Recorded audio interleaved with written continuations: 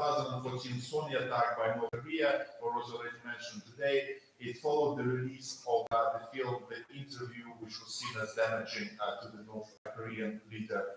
And subsequently, there were more attacks which can be described as public cyber attacks. For example, even in 2021, Russian-backed hackers with suspected links to the state attacked over 150 different governmental agencies and human rights groups in the United States and other countries.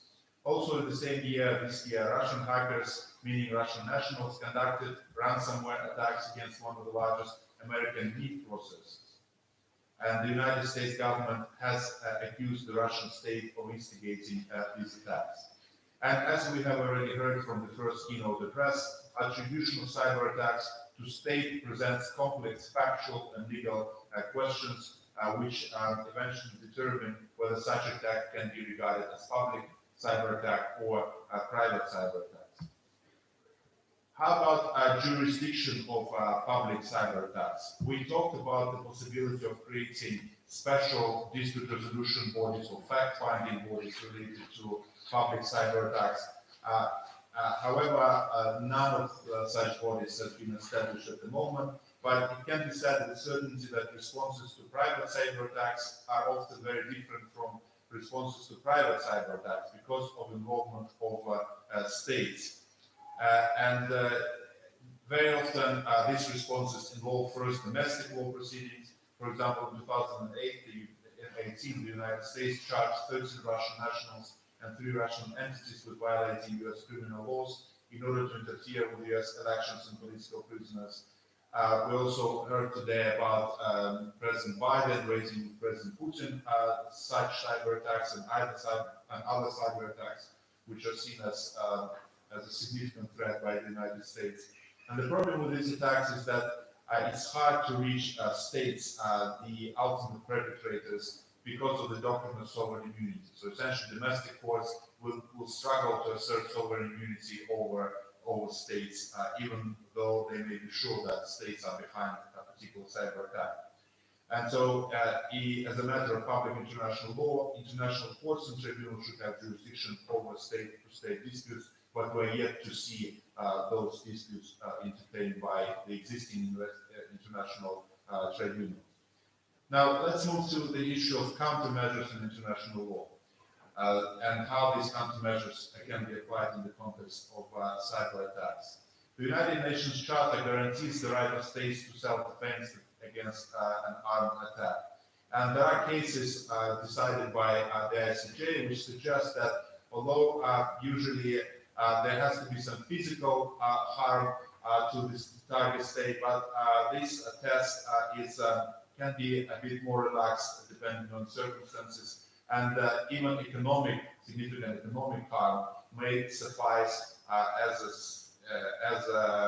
an attack against the state. And in the absence of special conventions and developed customary law dealing with countermeasures related to cyber attacks, states' responses should evolve using analogs to countering physical force.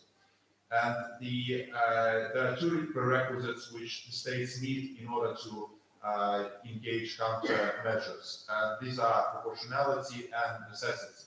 And I'm sure we'll hear much more about these later during the conference. But now let me give you a few examples of how states reacted to cyber attacks using their domestic mechanisms, in particular to public cyber attacks. It was already in 2011 when Barack Obama, in International Strategy for Cyberspace, mentioned that certain hostile acts conducted through cyber attacks could compel actions under the commitments we have with our military partners. And comprehensive sanctions on the Russian economy and specific Russian nationals involved in cyber attack were deployed. And following the 2014 Sony attack, North Korea's internet access has been completely blocked for a period of time, and that coincided with President Obama's statement that North Korea should be held responsible and that the United States can take measures to deal with it. In 2018, the United States Department of Defense adopted a doctrine of defense forward, which essentially means that the US reserves the right to defend forward to disrupt or halt malicious cyber attacks at its sources, including activity that falls below the level of armed conflict. So that means that states are increasingly using their domestic law in order to counteract to public cyber attacks, and that includes a range of measures, including sanctions against individuals or entities, and also that includes preventive cyber attacks against those who perpetrated those cyber attacks. To conclude, I hope that I have demonstrated the importance of the distinction between private and public cyber crimes, and that sometimes it's difficult to determine whether a particular cyber attack is a private one or a public one, because of difficulties with attribution, because of difficulties with finding who the real perpetrator is. And public and private cyber attacks can overlap to a significant degree when both private and public actors are engaged. The effective application of existing international law to cyber attacks may require the reassessment of application of the concept of self-defense and countermeasures in cyberspace, and the development of state practice, which we already see, and opinion juris will help to make it more uniform, and hopefully there will be general principles of law crystallized in this domain, which will make our world more secure and more predictable. Thank you for your attention.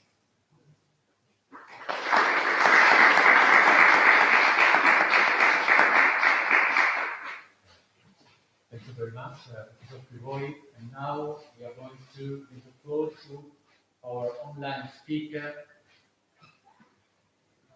Yes, okay? Don't worry. So, Santa Cruz to Paco. Are you there?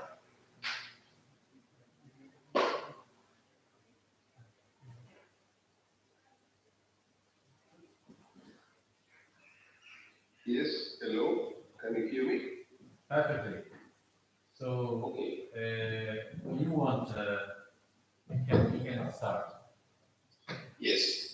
I would like to thank the university very much and the organizing committee for inviting me, and the very interesting submission of my co-panelists. I will be talking about an issue which is not that common discussed in international law, rather also even more in connected with cyberspace, about threat of force and whether cyber operations can and should be considered a threat of force. Or if it's a whole competition, or we are just splitting here and we should not give the time for that. Threat of force has been a constant, and we states have been using them in the diplomatic relations for centuries, until the 20th century, where then we had the gradual regulation and outlawing them, starting with Treaty of with the Pact of Paris, subsequently with the Covenant of the League of Nations, and finally with the United Nations Charter and the non-Poisson Article 2, Paragraph 4, which prohibits the threats and use of force against other states. Now, as other branches of law, cyberspace poses problems when trying to apply the prohibition of threat of force. It is an territorial domain, meaning that states face difficulties on applying any kind of international agreement. There is a general state unwillingness to apply the prohibition of threat of force, since some states continue to use those cyber threats as means of diplomacy. And finally, cyber operations are happening on a rapid scale, are near instantaneous, and we have a problem with post-operational assessment, whether it's a use of force, whether it's a threat of force, and whether this is attributed to differentiate. I will be dividing my submission in three parts. Initially, I will be providing a general introduction to the rule of the prohibition of threat to use force. Secondly, I am going to cyberspace. I will be discussing some opinions of the part of the discourse which reject the application of the threat of force rule to cyberspace. And finally, dismissing that rejection and supporting that the prohibition of threat of force can and should be applied in cyberspace. Now, the threat of force, the prohibition of threat of force serves the same customer status with the prohibition of use of force, most famously enunciated by the ICJ in the Nicaragua case. And along with its customer status, it also shares the same exceptions with the use of force. The inherent right to self-defense and the authorization of the Security Council also constitute exceptions of the prohibition of threat to use force. Now, there is an argument that's going around regarding the prohibition of threat of force that it is not a single standing rule and it should not be examined as a separate rule, but should be examined as a part of the prohibition of use of force. I disagree with that rule, and it's not only me, it's a very big part of academic discourse. And along with it, the United Nations General Assembly and the Security Council. These two organs of the United Nations have published several resolutions which illustrate that the United Nations believe that the threat, the prohibition of threat of force is a separate rule and has a separate resistance to the prohibition of the use of force. And this can also be found in some national instruments. For example, we have separate mentions of these two rules in the law of the Sea Convention and also in the Helsinki Final Act. The ICJ has weighed in on this debate and has also stated that they have a separate existence. Nevertheless, the president of the ICJ's House regarding threat of force, taking into account that the threat, the prohibition of threat of force has only been mentioned in three cases. It has been mentioned in the Challenge case, where the ICJ stated that the demonstration of naval force with the aim to attract political concessions may qualify as a threat of force. It has been mentioned in the Nicaragua case on the negative, saying that the accumulation of US troops in the border with Nicaragua would not be considered a threat to use force. And finally, in the nuclear weapons advisory opinion, the court has limited the prohibition to threat of force only to prohibited force, meaning that the threat to use not prohibited force, for example, a threat to use force on while self-defense, while applying self-defense, is not prohibited.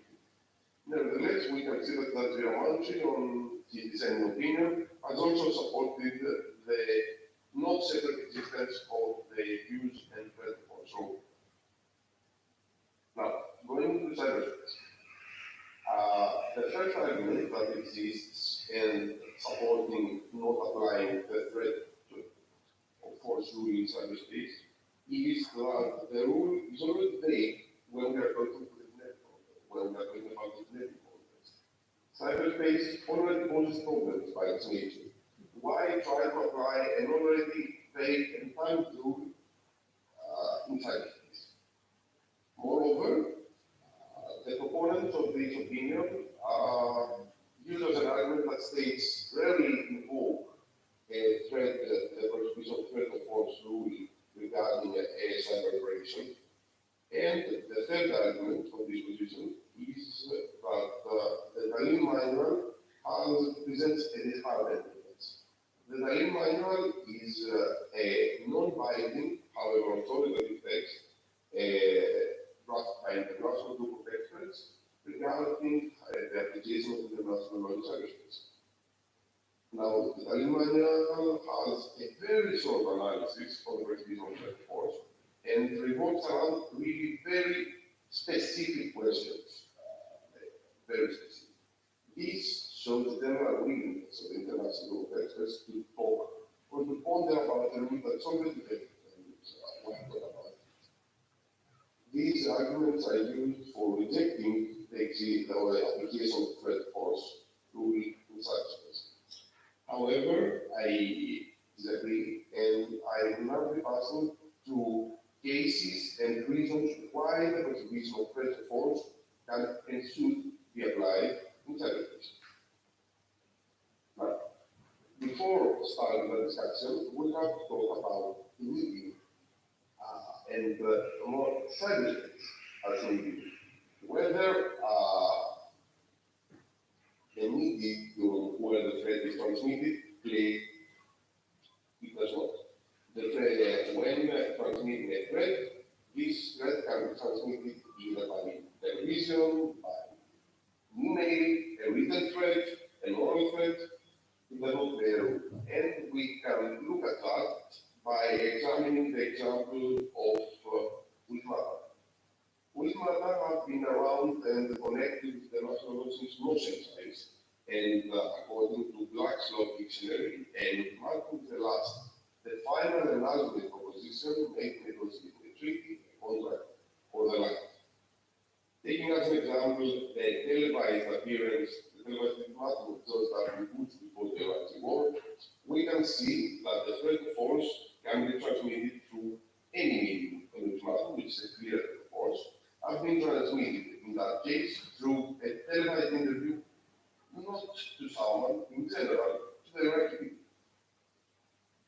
Since we live in an interconnected world where social media are everywhere, can the use of Twitter be considered, and Twitter in general, be used as a medium for transmitting a threat force? Why not? And we, to examine that, we can take as an example the tweet of ex-United States President Donald Trump. It is not suspended Twitter account when responding to some statements of the North Korean leader Kim Jong-un regarding North Korea's nuclear arsenal. Donald Trump stated that tweeted from his personal account that the United States has a bigger nuclear arsenal than North Korea, and said the readiness of the United States to use it against North Korea, taking into account that the United States points have decided that the personal account of Donald Trump was used as an official account. We could consider that this tweet could be considered a prohibited threat force. Do you think? Now, what about open threat force that exists and could exist in cyberspace? Usually, threat force are targeted procedure, but as we have seen with the ultimatum there can be considered open threat force can be considered as a threat force. It can be considered even in cyberspace. Nevertheless, we must take into account the circumstances of its use. For example, threat spreading, and how this threat is perceived by its intended recipient. For example, if a threat to use cyber force is done made to a country with poor cyber infrastructure, then it will not be perceived as serious and will not be perceived as a threat to use force in general. The most famous, the most common case of cyber force would be considered demonstrations of cyber force. A technical example of a demonstration of force, considered as prohibited threat force, is when a state maneuvers its a very portion of its army to the borders with another state. Now, this is a bit more difficult in cyberspace. However, we may apply it also in cyberspace as well. To demonstrate how demonstration of force happen in cyberspace and how can they be considered as prohibited threats, I will analyze two different distributed denial of service attacks that have happened, and also the case of the Stuxnet war. Before starting the analysis, however, what is a distributed denial of service or DDoS for social attack? DDoS attacks are cyber operations which maliciously attempt to disrupt the normal traffic of the target server, service or network by overwhelming the target of the surrounding infrastructure with a flood of internet traffic. Imagine 4 to 5 million computers trying to get into a certain website at the same time. This exactly is a video website. To examine the demonstrations of force as per the force as video, I will analyze two different video websites that have happened in the previous decade, one in Georgia and one in Estonia. Starting with the Georgian video website, it happened right before the Russo-Georgian War of 2008. This was a period of extremely strained relations between the two countries, which is also proven by the fact that almost right after the attacks of war started between the two countries. A lot of video websites hit Georgia and rendered a lot of its government sites out of service. Nevertheless, the timing is suspicious, of course, but it has not been regarded as a threat force for two reasons, mainly for two reasons. First of all, Georgia's cyber infrastructure is not that advanced. Especially in 2008, Georgia was not an that much interconnected country, and therefore the damage was not that great.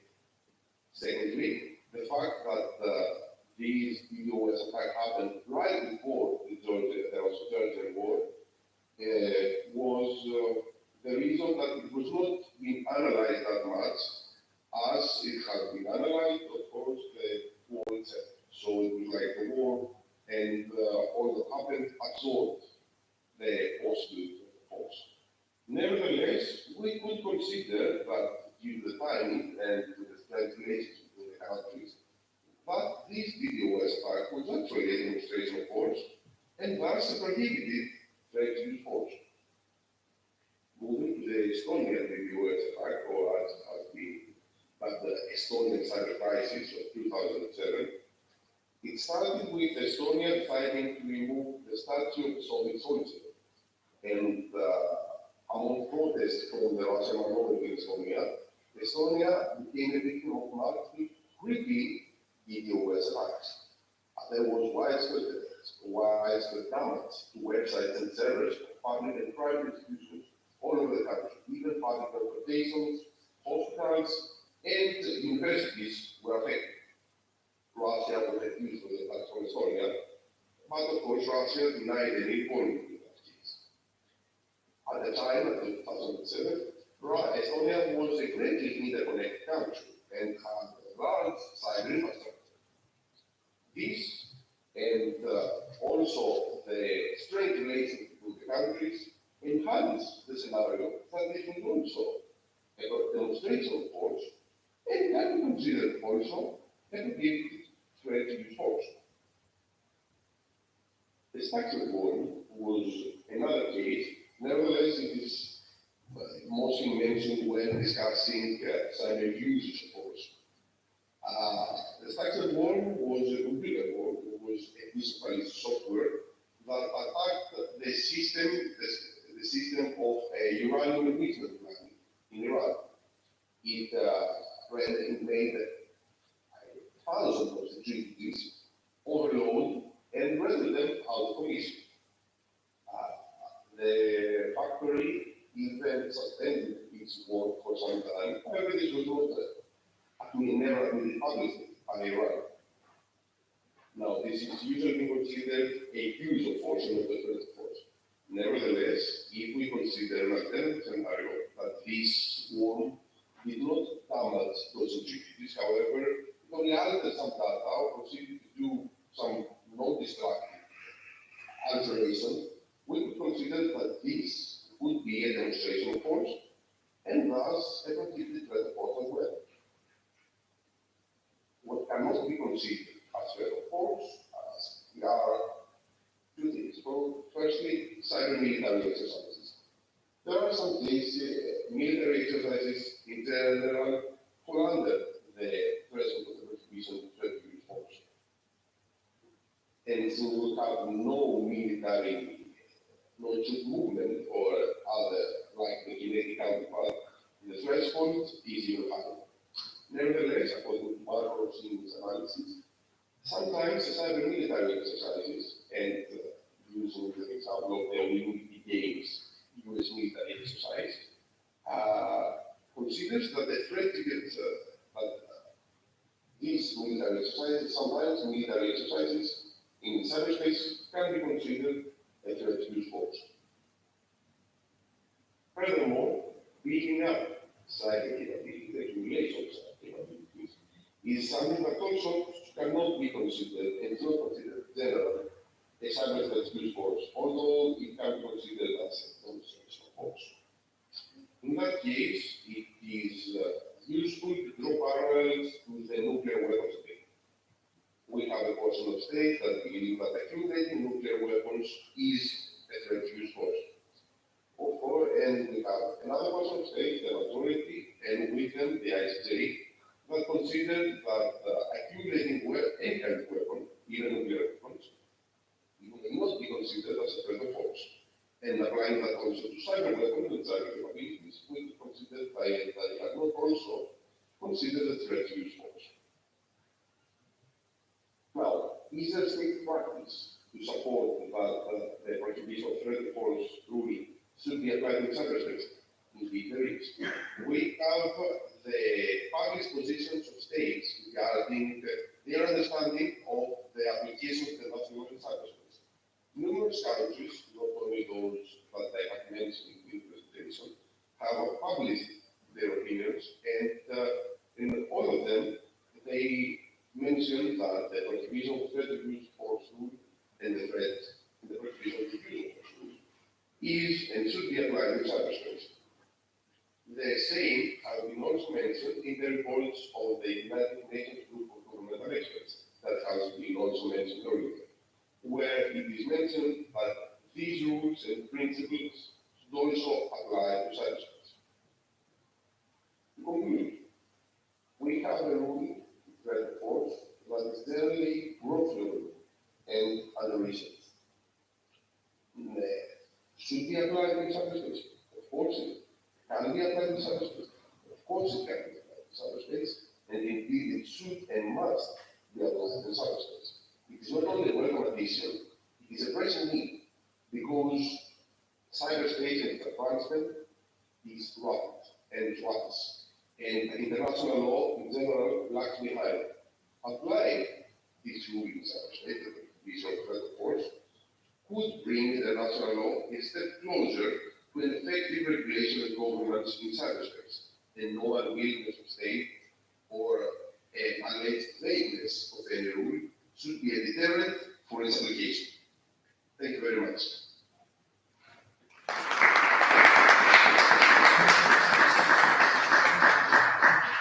Thank you. Thank you for your presentation. It has been also very stimulating. Both presentations, in fact, have been very stimulating and thought-provoking. So I'm going to open the floor for any comment, questions, or remarks that any here or in the meeting, two meetings, right? Want to talk. Let's see if now we are right there.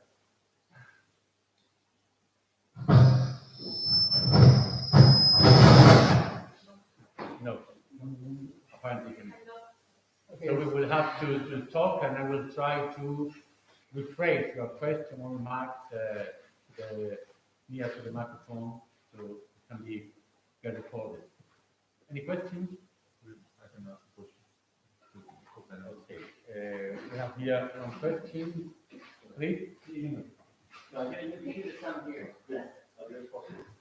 Sorry about that. Okay. Makes you more popular. Close to okay. Yes, there your question. Okay. Perfect. Yeah, my question is to the second speaker. I understand, why you might want to kind of expand or daylight the concept of a threat of force to cover cyber operations. And, there are certainly some circumstances where cyber operations will qualify as a threat of force, and quite rightly so. My concern listening to your presentation was that once you qualify a certain act as a threat of force, you enter into the jus ad bellum, which is an area where states reserve their national security prerogative and will act in a certain way. So this is why the US, for example, sees self-defense being available in response to any use of force, why Bruno Zimmer and Joram Dinstein have said that there can be forcible countermeasures, or I think Dinstein said defensive armed reprisals in relation to breaches of the use of force principle.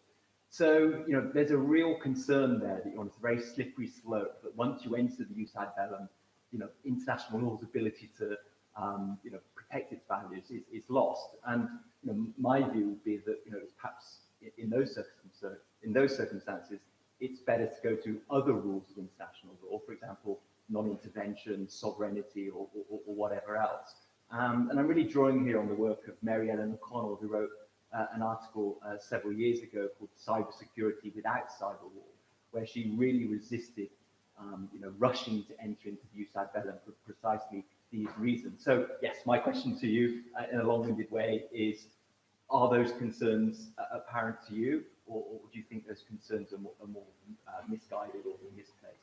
Thank you. Thank you. So, we want May I answer? Yes, please. Okay.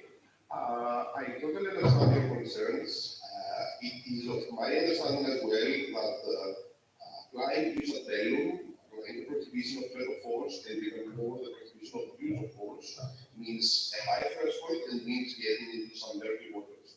Of course, I understand that applying other rules with lower threshold and under the threshold of use of bellum, for example, the due diligence rule or the no harm principle in cyberspace would be more effective, and of course I would be an advocate for that if it was happening.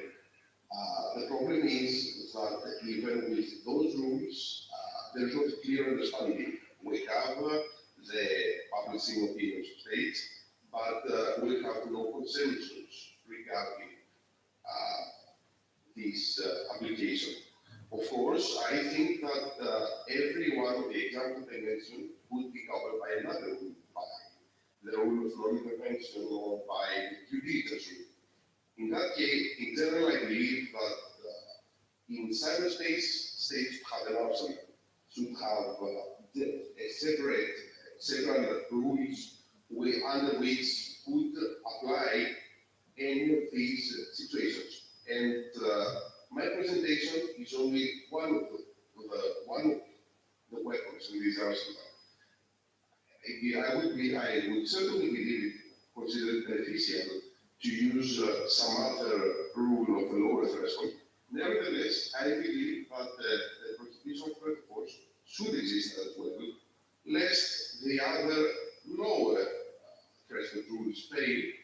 So we'll have another one to try to include those actions before going to use of force or even use of value. Thank you very much for your answer. I think that Professor Sagoudias has raised his arm, so perhaps he wants to contribute. Yeah, thank you very much, and thank you for the presentation. So my question is to John.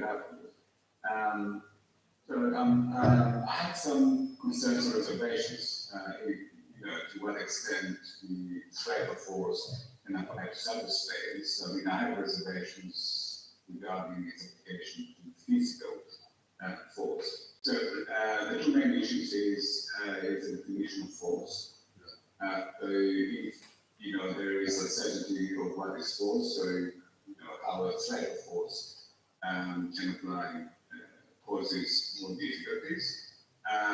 The other reservation has to do with attribution in this subjectivization, because a threat, it needs to be communicated to the to the target, and the target needs to know who is the state, and it needs to be state, because we talked about it state here. They need to know the state that is threatening to use force. So If that cannot happen, then the whole idea of a threat to force or the prohibition of the threat to force is negated. So we can move to other things. That also, your example about the DDoS attacks in Estonia, to the extent that the DDoS attacks are not an attack or a use of force, I don't know how they can be a threat of force. Thank you. Thank you very much. Samudias, I don't know if you want to counter reply or you have any comments. I also think in that line that the problem. I also think that there is a clear question about the use of force, which would be prohibited by the using of cyberspace. And by the same token, once that use of force is prohibited, the threat would be prohibited soon. Because that's the main reasoning of the International Court of Justice in the advisory opinion on the legality of the use of force. The chemical weapon. So I think that's the point about it, and I'm not sure what do you get in addition by qualifying that the use of force that you wouldn't get just talking about a normal wrongful act in international law. So what do you think that calling that a threat of use of force would imply that you couldn't do by qualifying that just as a mere wrongful act? Thank you very much, Professor Ortega, Professor Chakullas, for your questions. I will try to answer all your questions in one. Actually, I will start with Professor Ortega's question regarding the threat of force. The thing is that when talking about uses of the use of force in cyberspace, we have the different doctrines of this. And I believe here we have the prevalent effects doctrine, and we will talk about that. Nevertheless, the threshold is from capital and a threat force, and taking into account the victim also of the entity, I would think that talking about this use of force could raise the threshold quite higher, and that's why I opt for talking about threats to use force. Now, regarding the DDoS attacks that I talked about in the Professor Chakullas' first question, I believe that the threat of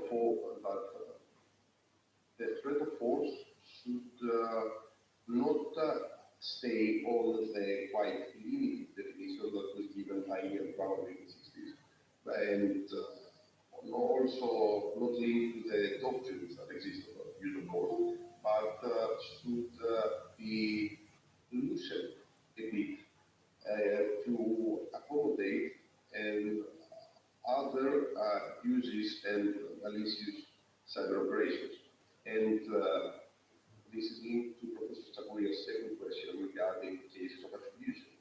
As I also answered the first question, I do not consider that the prohibition of transport to be a panacea would loosen or would solve everything on regarding cyber operations in cyberspace. I believe that it would work and function only in conjunction and working together with other rules that should be applied beforehand. For example, the detention or the non-intervention principle. In general, there is a problem with attribution in cyberspace. And this is why we should firstly apply those rules, which by applying those, we also investigate and try to attribute. And afterwards, if those fail, we could also move to applying the prohibition of the third. I know it's difficult with every pieces of cyberspace, but with the same way we try to attribute cyber attacks and cyber use of force, why not with the same way try to attribute cyber threat of force as well? much. Thank you very much. I thought that our previous speaker had also question already answered. I don't know if anyone wants to have a comment or have a comment or something. I would like to ask our first speaker about his idea and the reason for classifying the population as an attack. That since we have learned that the problem of attribution is acute, right? It's very difficult. What I would like to know, in your opinion, is in what way the definition of the responses to those attacks could be a way of diminishing the relevance of this classification. I try to be a bit more clear. I say, well, in theory, we have a state attack, can get self-defense, right? We have a wrongful act by a state, we have countermeasures. So we have the problem is hybrid attacks, right? Because we have the problem of attribution. To which way the idea, we can decide, it doesn't matter if it's hybrid or direct, because if we cannot attribute, we always can say we can apply countermeasures towards the state who has not complied with due diligence, who has led this territory to be the platform for cyber attacks. So can we solve that through the response phase? Thank you for your question. And indeed, there are many similarities between private cyber attacks and public cyber attacks. What I think makes them conceptually different is that when we are talking about public cyber attacks, we are moving into the area of public international law, which means that, for example, you could think of using the existing mechanisms, dispute resolution mechanisms such as the International Court of Justice, to, let's say, to use diplomatic protection or for a state-to-state conflict. So I don't even think that there is a pressing need to have more technical expertise on, let's say, the issues of attribution and so on. But when it comes to state-to-state disputes, International Court of Justice has jurisdiction over such disputes, even though these disputes could be related to the cyberspace, to a completely new area. And when we're thinking about private cyber attacks, they're usually less severe, and very often they do not even involve issues of public international law. They can be dealt by using criminal law or administrative law. But the main issue is how to deal with hybrid cyber attacks when there are suspicions that there is a state behind it, and maybe well-justified suspicions, but not enough evidence to legally attribute this cyber attack to a state. And unfortunately, the practice is that these determinations are very political. What we can do is to see whether there are other regimes, public international law regimes, which could be helpful. For example, this transborder pollution document, they may have some good mechanisms which we use, if not for eventual decisions on legal liability or responsibility, but at least for fact-finding. And there can be certain facts, and then on the basis of facts, for example, a dispute resolution body, such as the International Court of Justice, could be asked to make a determination. Yeah, so I don't know whether it answers your question, but at least this was my thinking. Thank you very much. Now, if anyone has any comment, I just thank partly both speakers for their interest. Sorry, I just thank both speakers for their interesting presentations, and I will say goodbye for now, and we will resume later this afternoon. So thank you very much all. And,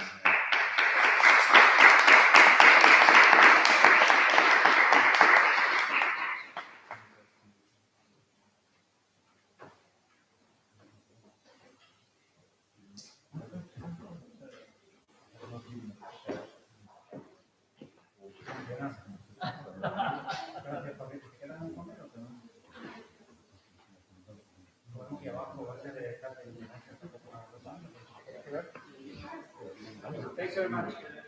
I just sent you to your email, and I'm going to have you. No. The address of the whole center was found nearby. If you want, you can later start the things here because we are going to close the room.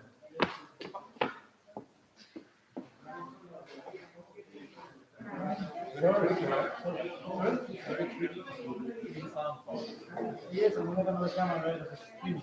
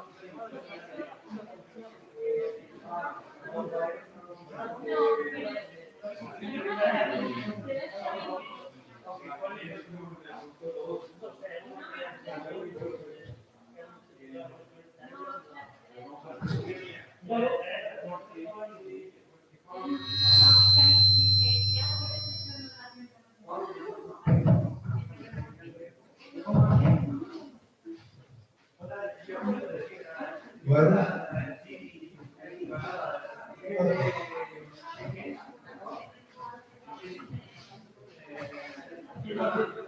Inés, ahora parece que funciona, ¿no? Yo creo que tienen que estar apagados los micrófonos estos. No, el problema está bien. Ya está. No, entiendo. Pues, entiendo, pasa nada. Si ya entiendes, no se preocupe. Está también en la fiesta. Da igual, pero no pasa nada, ya está bien. Estaba más sincronizado. Estaba más sincronizado. Que tiene que hacerlo todo uno, ¿sabes? No digo, lo digo por el apoyo de medios. No tendrás para cerrarlo, ¿no? Sí, tengo ya para cerrarlo.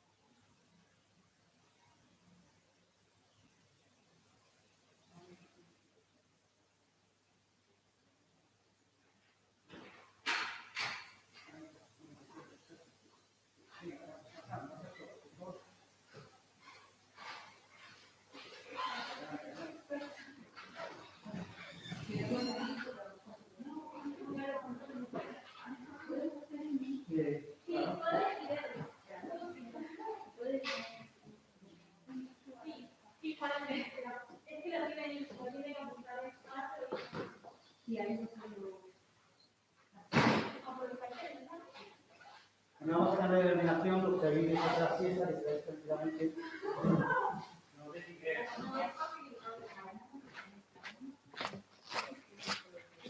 Más o menos tenemos por la pantalla. Yo no me acuerdo, porque está compuesto en el canal. No, pero digo que Juan creo que se va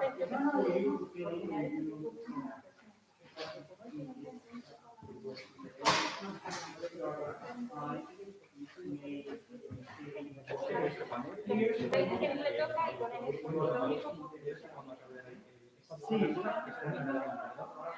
la verdad que no, tendría que mirar, no, no hay una manera de cambiar. Creo que sí,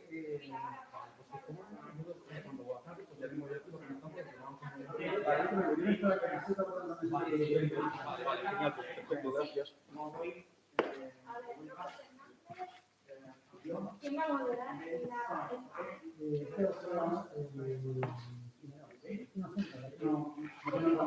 tengo apuntada para hacer preguntas. Es simplemente para... Oye, Inés, ¿tú vas a estar aquí? ¿Tienes su dato? ¿Tienes su dato? ¿Tienes su coordenada? Porque, bueno, para una foto, Claro, sí. Vale, estupendo, sí, es que me han pedido así que alguna cosilla que yo no sé si después quieren colgar algo en la web o algo, la web del departamento. Es simplemente de verdad, no hay mucho más que hacer. La gente tiene que hacer la parte de me ha dicho que es por la tarde. Sí, pero yo no voy a hablar. Sí, esa ciudad media de Londres,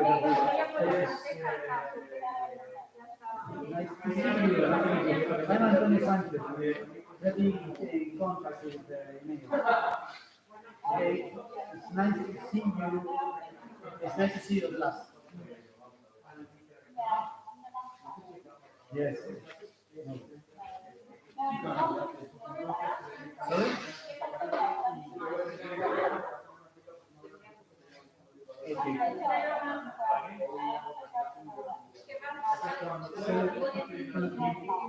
Sorry? Yes, it's a challenge for all of us. This is a real challenge, and not cybersecurity. Cybersecurity is easy compared with all these technical issues.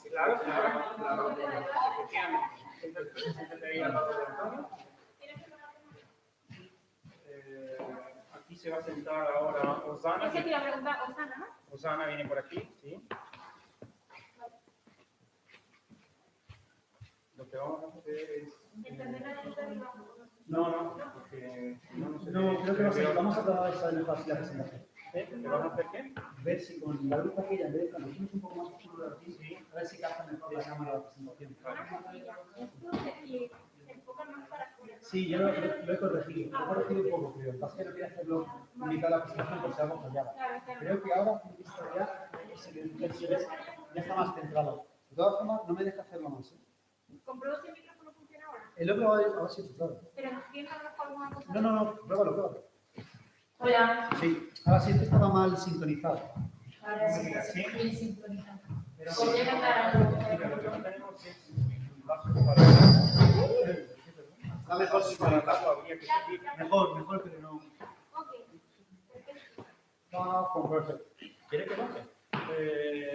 Hombre, me sabe mal que vaya esto. Mira.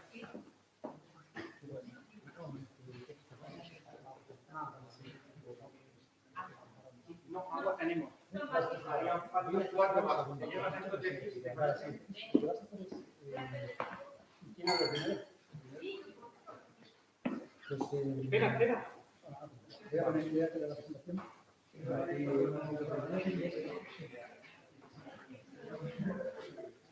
Abre el primero. Sí, vale. Vale.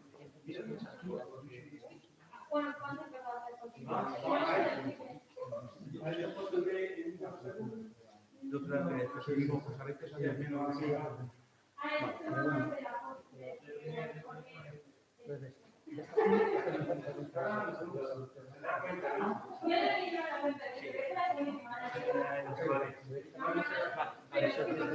Sí. Si se conecta Nicolás, me parece que se va a conectar y hay que hacerle una foto, ¿vale? I don't have. Can you hear me? Sí. Can you hear me fine? Yes. How is your feet, by the way? Your foot. Yeah, it's okay. You know, there's an injury from football. I got a tackle, and so it's not broken, but it's like a sort of a trauma, and yeah, and it will probably take time to recover. But yeah, hopefully it will be alright. Football is a really aggressive sport. You should think to change to other sport. Sometimes it can be very elegant, but this time I was, Yeah.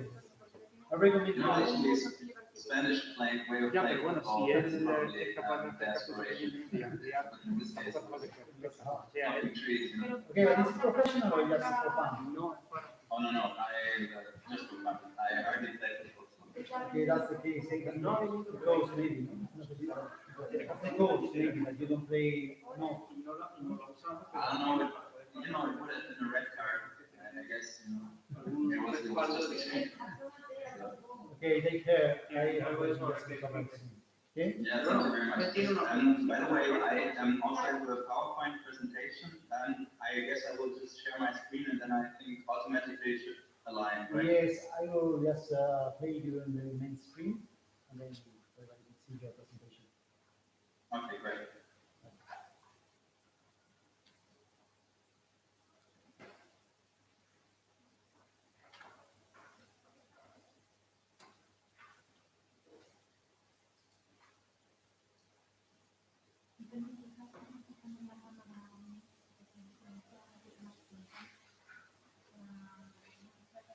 Pero qué cámara. No, pero esta es para el público, esta es para los que están en online. Aquella voy a ver si la pongo.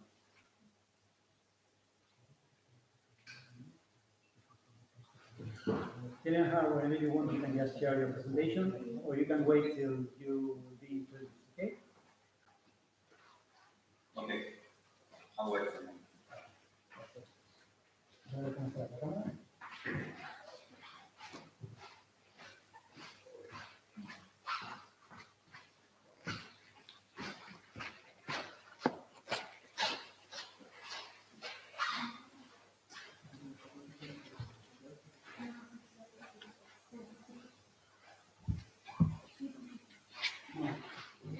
Está justo. Te sales tú, te sale el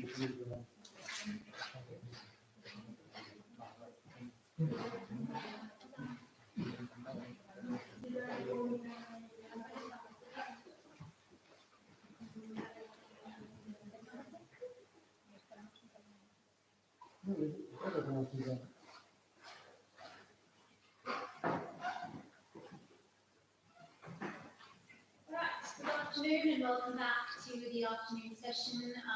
This very interesting conference on cybersecurity. We're going to kickstart with the second panel, responses to low-level cyber attacks. Today we have with us two young colleagues, Leonard Goitzer, the first speaker, and Ricardo Lopez, the second. They're going to be approaching interesting subjects as regards to sovereignty as well as the doctrine of attribution that we've already heard earlier today. Well, Leonard, welcome. It's a pleasure to welcome you online. I'm not sure if you can hear me properly. I can see it. All right, perfect. Leonard Goitzer is a research fellow at the Max Planck Institute for Comparative Public and International Law in Heidelberg, and also a PhD candidate at the Freie Universität in Berlin. He's part of the Max Planck research group on the proceduralization of international law, and also one of the editors of the book Due Diligence in International Legal Order, co-edited with Heike Krieger and Anne Peters, and published by Oxford University Press in 2020. His PhD thesis focuses on cyber harm prevention in international law, and part of it is also going to be the object of his presentation today. As we all know, sovereignty is definitely one of the central pieces of modern international law, and is traditionally defined as the supreme power of a state within its territory. However, while acknowledging that the applicability of this principle in terms of cyber field, cyberspace, there's different conceptions and divergent opinions that states adopt as to what we understand by sovereignty, how we characterize it, how we substantiate it, etc., and the obligations that it engenders. Leonard, therefore, will have the pleasure of introducing us into the sovereignty and cyberspace with a very provoking question. Is it a rule without content or not? Leonard, you do have the floor. I'm looking forward to your take on that. Thank you very much for this introduction. I'm sharing my screen. Can everybody see it? Not yet, but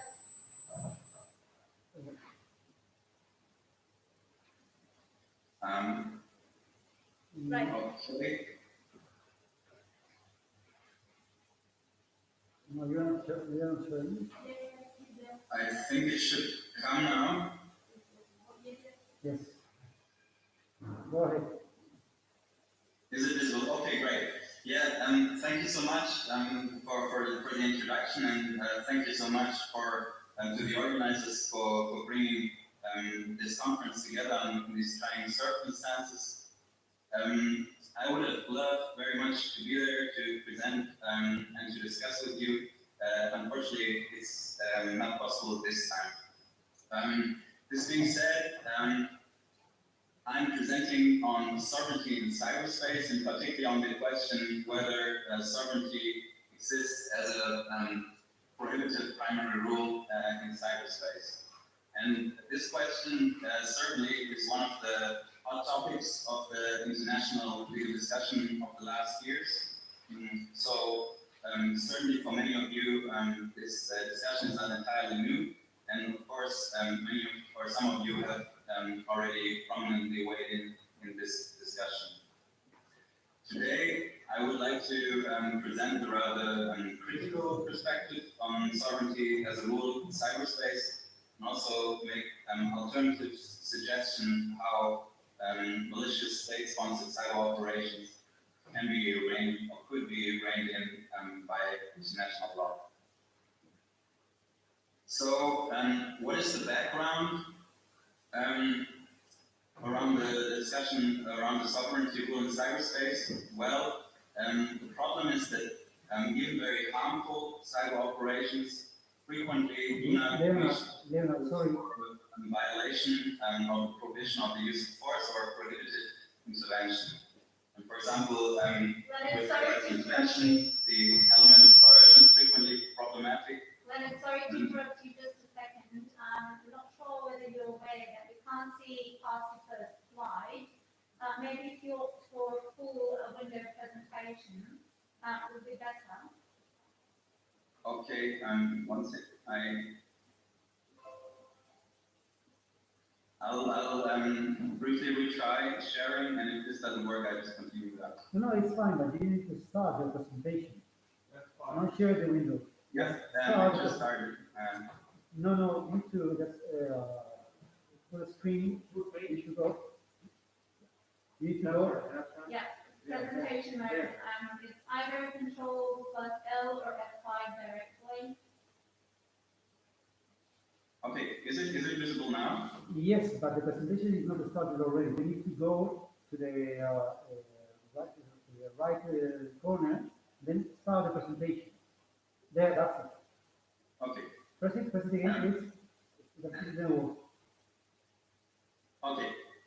Just give me a hint. I'll apologize for that. If it doesn't work, I'll just do without. I hope it works now.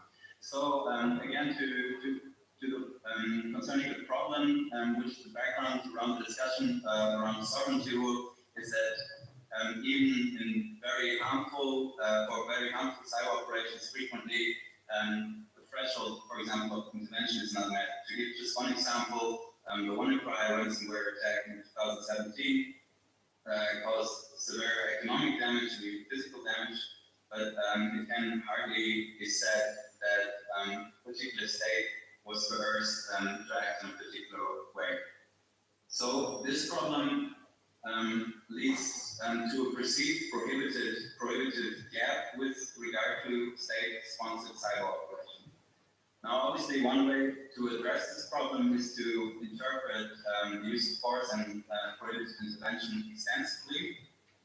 But the most prominent suggestion has been the suggestion made by the Challengue manual that sovereignty exists as a prohibited primary rule which could residually apply in case the threshold of intervention and use of force is not met. And this suggestion was already implicit in the first Challengue manual in 2013, but spelled out with more nuance in the second Challengue manual in 2017. And since then, the suggestion has been remarkably successful and it has been endorsed by a significant number of states. You see some on the slide and list could be extended. So far, the only country which has rejected sovereignty rule in cyberspace is the UK, while other states like the US or Israel have remained more ambiguous and have so far avoided taking explicit stance. So without a doubt, there's increasing opinion that sovereignty exists as a prohibited rule in cyberspace. Now, why is this remarkable or why is this noteworthy? Well, because arguably the most traditional understanding of sovereignty in international law is certainly a cornerstone principle upon which the international legal order is based and from which rights and obligations of states can be derived, but that it is not an autonomous primary rule as such. And this more traditional understanding is exemplarily expressed by the late James Crawford, who refers to sovereignty as a catch-all term to collections of rights held by a state. And also in cyberspace, we can see resurgence reminiscent of this more traditional understanding of sovereignty as a principle from which primary rules derive in the UNGGE, which you also see on the slide, where it says, and I think also Karen Vanellier quoted this earlier today, state sovereignty and international laws and principles that flow from sovereignty by state conduct, etc. Sorry to interrupt again, Lennon, but we're actually still at the second slide. If you can, yeah, that would be perfect. Can you do me a favor and just press F5? F5, okay, I've done this, I'm not sure. All right, going to try Control plus L. I'm not sure which is the program you're using. Control plus L. Okay, hold on. I think I'll do without. It should work without. It's not that essential. No, we're definitely appreciating the slides. The problem is that you just have to go to the next slide and advance as you basically explain the concept. Okay.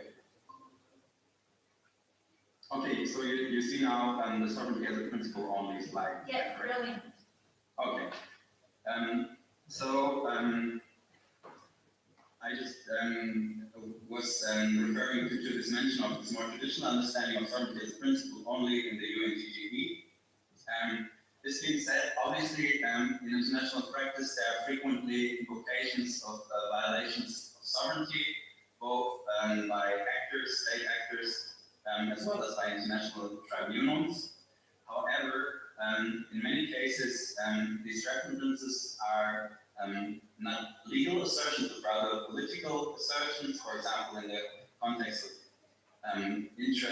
conflicts of interest between states, as identity claims, geopolitical compensations, etc. And even if they are made in a legal sense, for example, with regard to international tribunals, arguably, these references are rather argumentative shortcuts to refer to violations of norms which are derived from sovereignty, but not sovereignty as such. So, for example, the right to territorial integrity or a sovereignty violation may also be invoked as a shortcut to refer to prohibited intervention. So overall, it seems that these references to violations of sovereignty in international practice have to be treated with caution on the doctrinal level. Now, coming back from the general international law level, zooming back into cyberspace, and now I'm going to the next slide,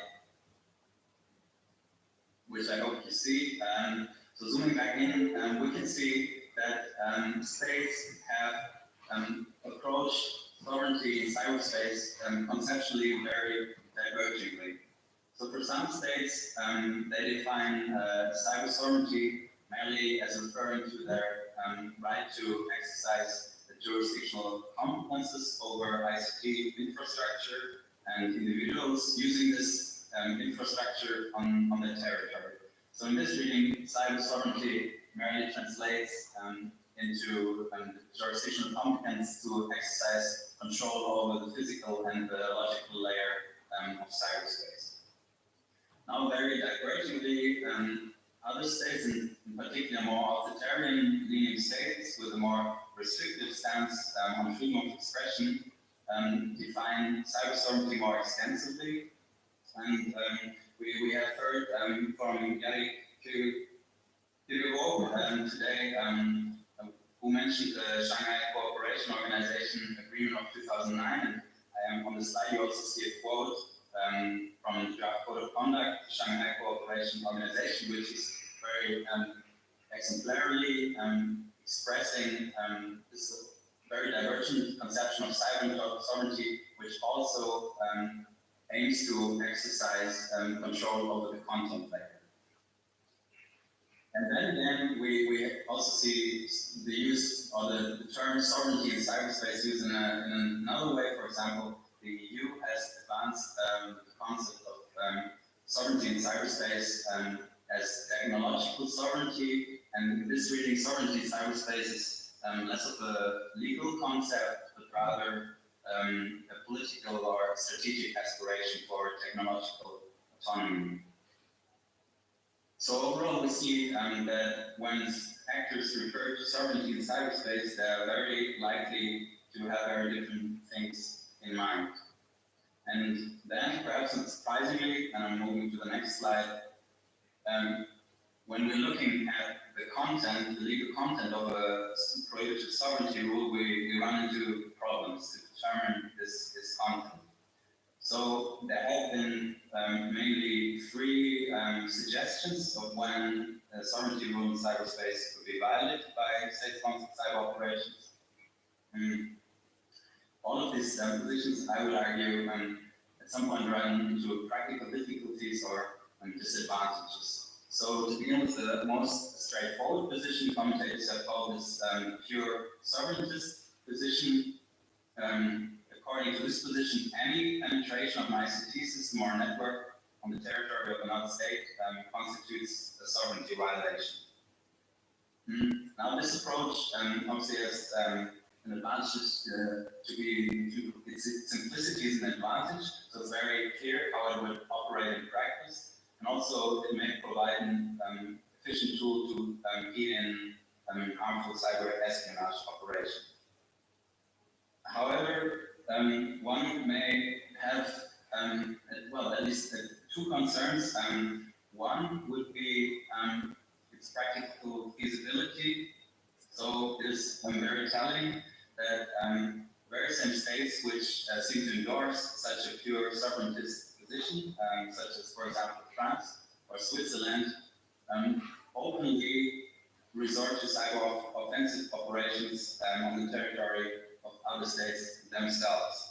So this puts at least a big question mark as to their willingness to adhere to the standards, to the very high standards they're arguing for in practice.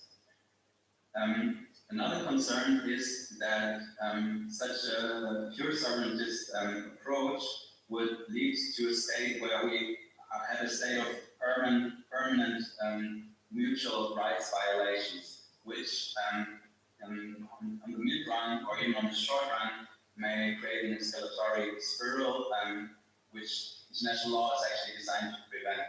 So if in principle any hacking in a transboundary context is a potential violation of a sovereignty rule, and in many cases will not be known if a state actor is conducting the hacking or a non-state actor.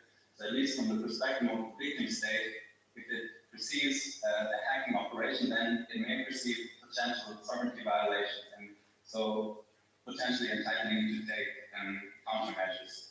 And so this may trigger an escalatory spiral. So these are concerns regarding the pure sovereignist position. Then the Challengue manual has proposed two further categories of when sovereignty may be violated. One of them would be the usurpation of inherently governmental functions.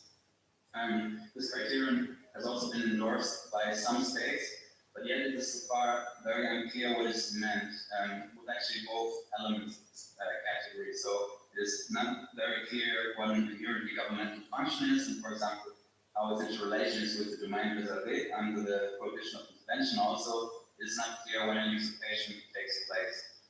And Challengue, for example, the Challengue manual is one allegedly clear example of extraterritorial law enforcement. And this criterion has, for example, also been endorsed by some states. But even states which endorse this criterion, such as, for example, the Netherlands, have been very reluctant to commit, actually to specify this category. So the Netherlands has endorsed this criterion, as I said, but it has explicitly also stated that it is far unclear under which circumstances extraterritorial law enforcement operations amount to a violation of sovereignty. So this category is similarly unclear as also the other category which the Challengue manual has suggested, which is a effects-based sliding scale category, namely the degree of infringement upon territorial integrity. Also, this criterion has endorsed by some states, but through the bank, these states have largely avoided specifying content. So overall, and this is something actually also the editors of the Challengue manual concur with, is that these categories or the content of sovereignty rule in cyberspace needs further specification so far, has an unclear content. So the consequences of operability in practice is very much hampered. And arguably, one could say that at this point in time, sovereignty is a rule without content. And this carries risk with it. And with this, I'm moving to the next slide. Because of the lack of sufficiently clear content of the sovereignty rule in cyberspace, it may be used and abused in practice, and it may particularly embolden authoritarian approaches in cyberspace, which use this sovereignty as a rule concept to exert tighter control over cyberspace, in particular over the content layer. And also simply, it creates the risk of misunderstanding in the international legal discourse. So usually it will be very unclear when sovereignty violations invoked, based on which criteria this invocation takes place. So overall, arguably, significant concerns may be raised against the sovereignty rule in cyberspace. However, this does not mean, or rejecting sovereignty rule in cyberspace does not mean that international law could not provide a recourse or mitigation for malicious state-sponsored cyber operations. And I can't go into detail, but I would like to hint at least at two suggestions which may provide a way forward. The first is to turn to the corporate channel and trail smelter rationale, which is often called the principle and the obligation of due diligence, and we heard interestingly and substantially today from Karin on this.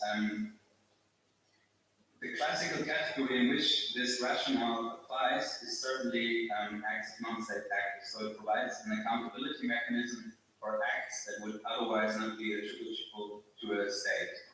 So state can be held accountable not for the harmful act itself, but for negligence in preventing it. Now, obviously, if the state is already obliged to prevent harmful acts of non-state actors that are not attributable to it, even more, it must be obliged not to conduct these activities itself. And this is what one may call the negative prohibitive dimension of the due diligence rule, or the coffee channel rationale. And we can see expressions of it, for example, in the Shell smelter arbitration, and I have put a quotation on the slide where the tribunal asserted that no state has the right to use its territory in such a manner as to cause injury, etc.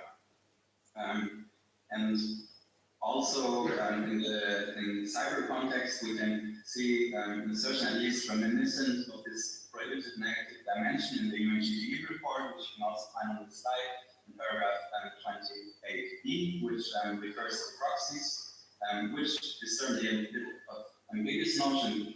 We've mentioned this today, but it arguably addresses also this dimension. And as the last point, also the Telemanual implicitly in its commentaries on the due diligence rule acknowledges that the rationale applies to acts of states also.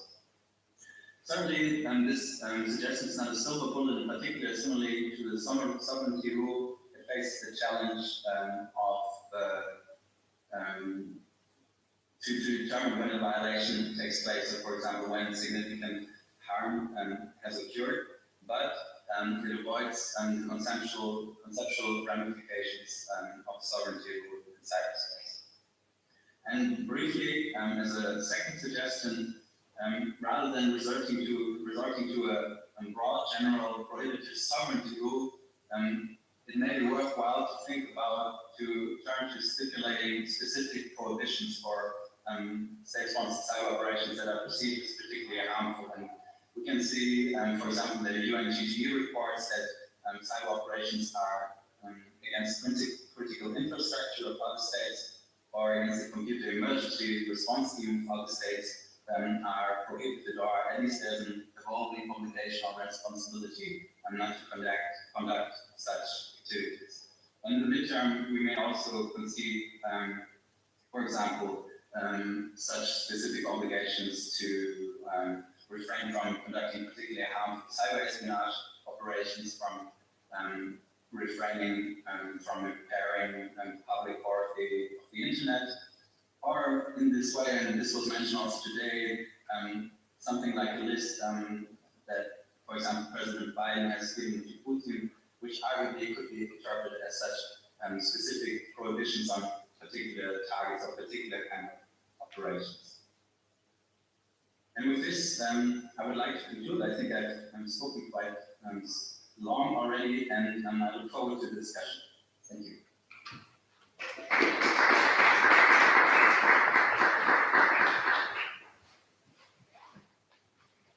Right, thank you very much, Leonard. I'm not sure if you can hear me properly. The microphone doesn't seem to be working. Thank you.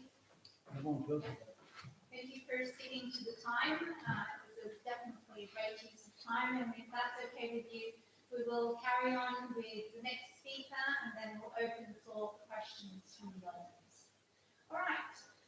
So we've heard quite a bit about how the concept of sovereignty is being interpreted at the moment, and what are the obligations, the prohibitive content of the rule of law. And obviously, when we talk about sovereignty, there's also the connection with attributability, something that our next speaker is going to be talking about in length.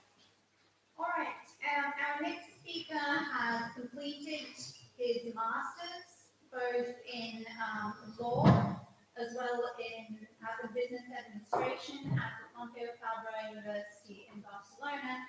And he has also completed a master's degree in diplomacy and international organizations in the same city from the Diplomatic School of Barcelona as well. Well, mainly his research focus for the last 2 years has been on the system of attribution of international responsibility in cyberspace, having carried out several research projects, among which the most important would be one cited by the NATO Office of Legal Affairs on the attribution of international responsibility in cyberspace for the violation of international humanitarian law, and also focusing on the role of non-state actors play in this process. He is currently also working in Madrid as a member of the cabinet of the Spanish Secretary of State for International Cooperation at the Ministry of Foreign Affairs, and of preparing for the Spanish diplomatic career examinations. You seem to be rather busy, so thank you very much for making time and joining us today, even better in person. Obviously, the growing importance of cyberspace in modern society and its increasing use in all the arenas, both conflict prevention and dispute settlement, is becoming more and more a national security concern for both governments, armed forces, etc. The very special characteristics of cyberspace, such as its asymmetric nature, the complex problem of attribution that Ricardo is going to be dealing with later on, the legal ambiguity of this very new field of law, and obviously its role in protesting efficiently or conducting cybercrime or espionage, military aggression, etc., makes it a very attractive domain, ergo the conference that we all participate in today. Without further ado, I would like to give the floor to Ricardo, who's going to be addressing the issue of the attribution of responsibility to a state that is for operations conducted by non-state actors in cyberspace. The floor is yours. Thank you very much. Good afternoon, everyone. My name is Ricardo Lopez. First of all, please let me thank Antonio and the rest of the organizers of this conference for taking it forward in these times of pandemic. And I'm so happy to be here, mainly because my grandparents are from Granada, so for me, like coming back home. These are the topics, this is the structure I'm going to follow for this presentation. First of all, I would like to say that this research is part of a larger research that constitutes my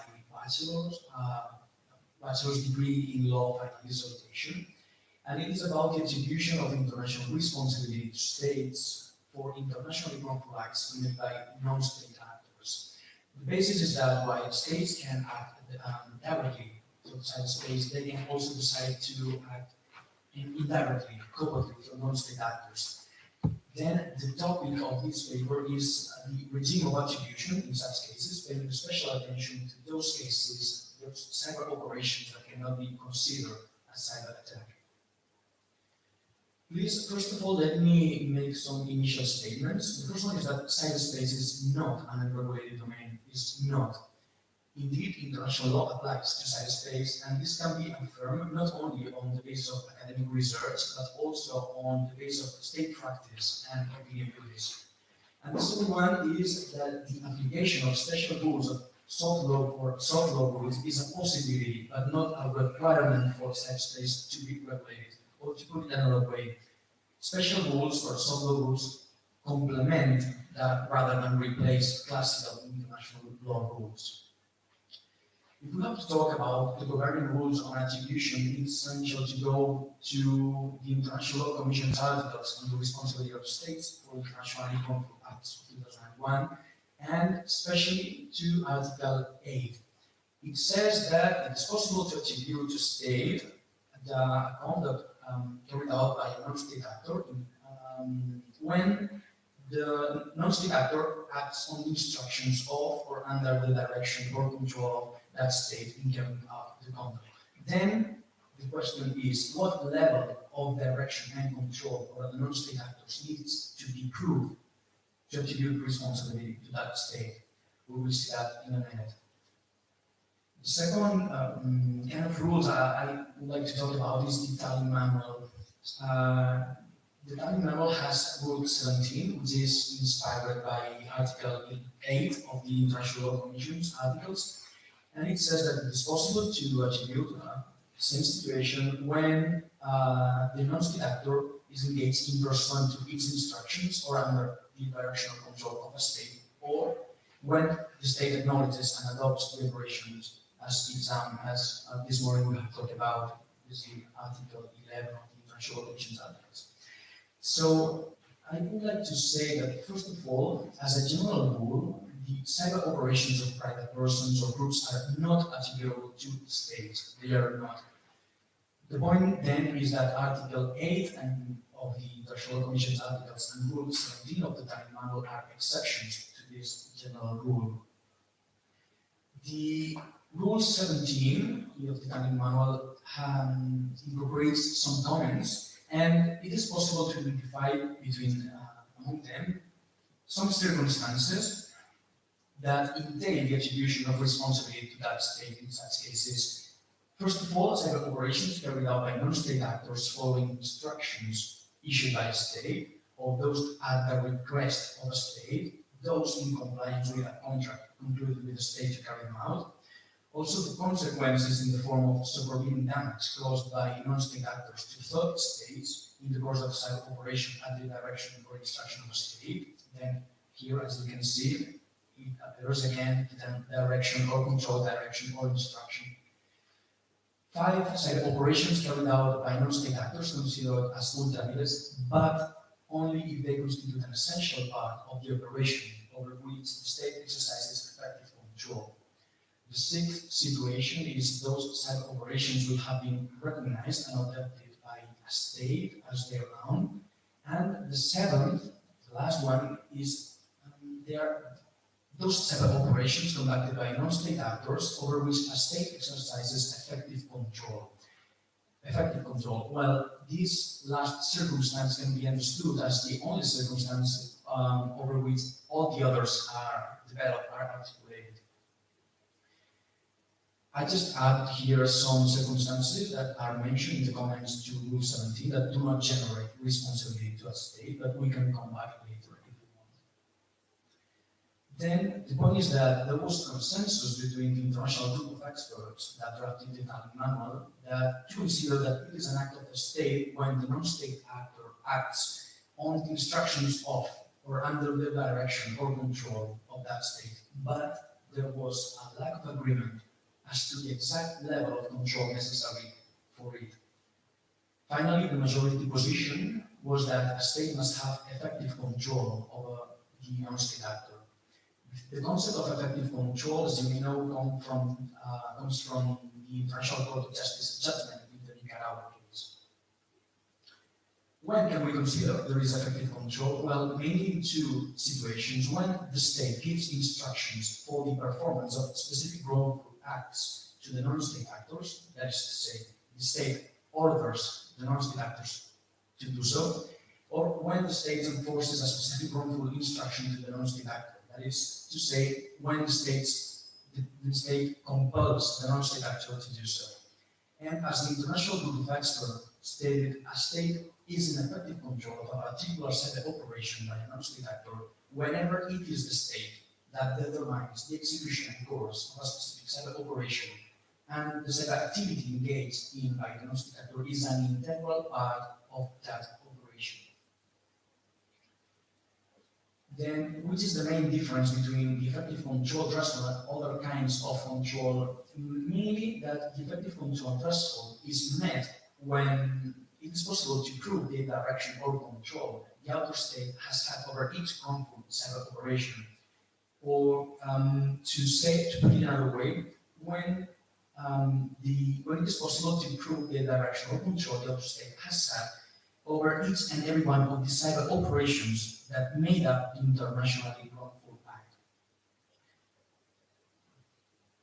As can be seen, this makes it a highly demanding test. This view was aptly described by Professor Talman at the University of Oxford when he stated that, quote unquote, although the burden of proof for the effective control test is lower than that for other types of control, in practice it is still extremely difficult to establish. And this leads me to raise some considerations.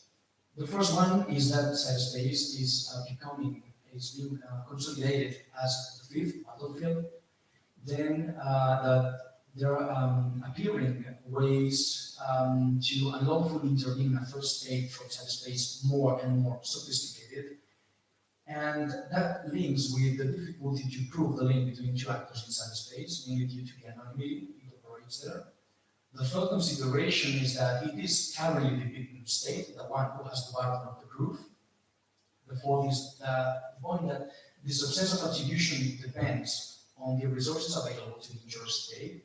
And then, if one pays attention to that, it is possible to conclude that the final result of the effective control test will be evaluated on the basis of the state's potential evidentiary capacity or its ability to impose its criterion in the international sphere. The fifth consideration is what if, in addition, the cyber operation takes place in peacetime or when the use of value is not applicable due to its characteristics, because it is difficult to consider it is an armed attack. More considerations. The sixth one is the states with the greatest defensive potential are issuing declarations by which they reserve the right to treat attribution as a political decision. But those lacking this potential will have to seek protection on international institutions that make use of restrictive rules, such as, for example, the effective control test we have been talking about before, which is in fact unfavorable to them. And the last one is that not being possible to attribute responsibility by means of legal paths will create a feeling of vulnerability that will spread among the population.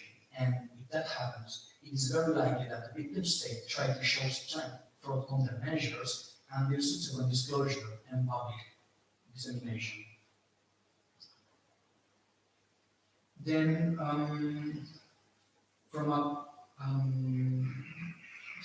applying the effective control test can be considered to mean a perpetuation of the situation of defenselessness and vulnerability, but also that it aggravates even more the already existing critical situation of the injured state. So, taking that in mind, perhaps the effective control test is still too strict, too restrictive, so that it should be expanded. Then the hypothesis of the paper I prepared was that, well, please excuse me, let me first make a question to raise a question.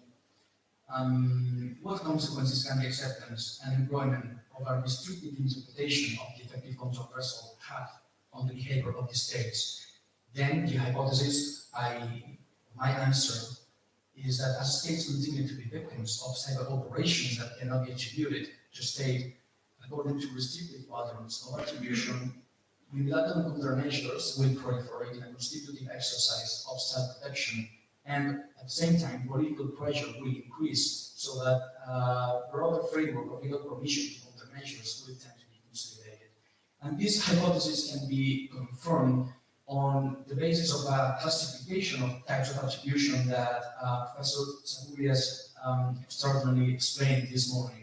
This is the differentiation between technical attribution, that is it about the determination of the authorship, that's the who did it, through forensic means, through technical means. The legal attribution, which is the attribution of responsibility, what we have been talking about. And then I understand political attribution as a governmental decision, just saying the authorship detected for technical attribution to an international actor. But the point is that political attribution can be considered to born as a misalignment between technical attribution and legal attribution. That is to say, legal attribution follows restrictive rules on attribution, and then on the other hand, technical attribution is currently done mainly by international, intelligence services, or mainly national, but also international, for example, the NATO. So the point is that while it is possible to determine the authorship, it is not always possible to attribute to the detected author the responsibility. And that is why I understand political attribution was born. So, in fact, it is good because it is closer to technical attribution, but it is bad because it has so disregarding legality. As an example, I just put here three parts of the optional declarations that recently issued. Some countries, for example, the first one is the Declaración de Droit International appliqué au cyber opération dans le cyberespace, that says that the attribution of state cyber attack is a national political decision, the same as the UK, and even clearer perhaps is the Kingdom of the Netherlands when stated that any attribution of cyber operations is always based on a governmental decision. As I said, this can be considered from a doctrinal point of view as a notorious and evident failure of international law, especially if this attribution of political nature is not a mere qualification, but rather the prelude to the implementation of countermeasures. Then I understand that when a rule such as this becomes an unreasonable obstacle to legal attribution in the face of a link that although extremely difficult to prove due to the characteristics of cyberspace, anonymity, etc., actually exists, then especially emphasis should be placed on its modification. A first proposal then would be that the legal attribution should move closer to technical attribution, and when evaluating the link between a state and a non-state actor, the proposal I made is not mine, but I think it's quite useful, is to accept the existence of the link when there is more evidence in favor than against it. The second one is to establish technical parameters to avoid arbitrariness in technical attribution. Then the victim states could adhere then when determining the link between a given state and non-state actors. Well, it would be advisable to count on the support of engineers, clinicians, and specialists, whether civilian or military. But this proposal has a main obstacle, which is the difficulty in establishing general patterns of analysis in a field characterized by the particularity of cyber operations, as well as by their constant innovation and dynamism. A third proposal is to raise the debate as to whether the effective control through a test is really the most appropriate for cyberspace. As I said, it should be advisable to extend the interpretation of the currently applicable effective control threshold, but if difficulties persist when broadening this concept, perhaps it should be considered that whether there are other types of control with better performance in the field. And just as an example, I recommend to examine the suitability of the overall control test, a test introduced by the International Criminal Tribunal for former Yugoslavia. One more conclusion. Generally, greater emphasis is placed on regulating the problems with the worst consequences, but this does not mean that other issues such as low-level setup operation should be neglected. Then I conclude that there is a need for more international cooperation of small-scale cyber operations. In fact, repeated minor cyber operations can have in aggregate consequences more damaging to a state than an isolated cyber attack. So, just as a proposal, I consider it could be advisable to study the suitability of the concept of composite act to give legal volume to the fact that taking into account individual and bias in isolation wouldn't have the legal effects that they should. And the last proposal that we have been talking about also this morning is to start up an international cybersecurity agency with sufficient financial and technological means to examine and do request of any state the origin of the cyber operations that suffered on the territory of each state. This proposal has a positive aspect, which is that this would overcome problems associated with the cost of investigating that currently some states with technical limitations face. But there are two main problems. First, the difficulty of implementing it, to be a realist, and then the primacy of interests of the major financiers that would make then this agency to be partial, to include biased reports. Then, just to finish, please let me highlight the importance of recovering the confidence of states in international law. There should be an alignment of interests between the intentions of the international community and the needs of the states, of the victim states, when suffer that these type of operations. So I would like to end by saying that as long as there is no international unity to confront those states that abuse their position of strength and superiority, carrying out cyber operations with a sense of immunity and impunity, all efforts to regulate attribution or modify the currently applicable attribution rules in cyberspace will be in vain. Thank you very much.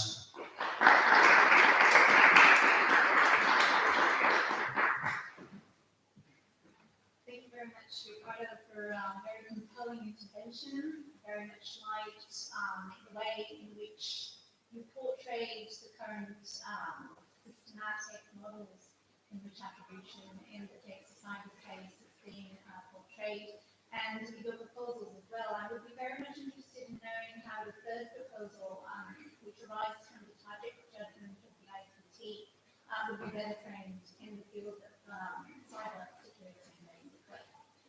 But before hearing the answer, we will be got about 10 minutes in which we would definitely very much appreciate to receive as many questions from the audience. So the floor is now open. Just please raise your hand and we can have the floor.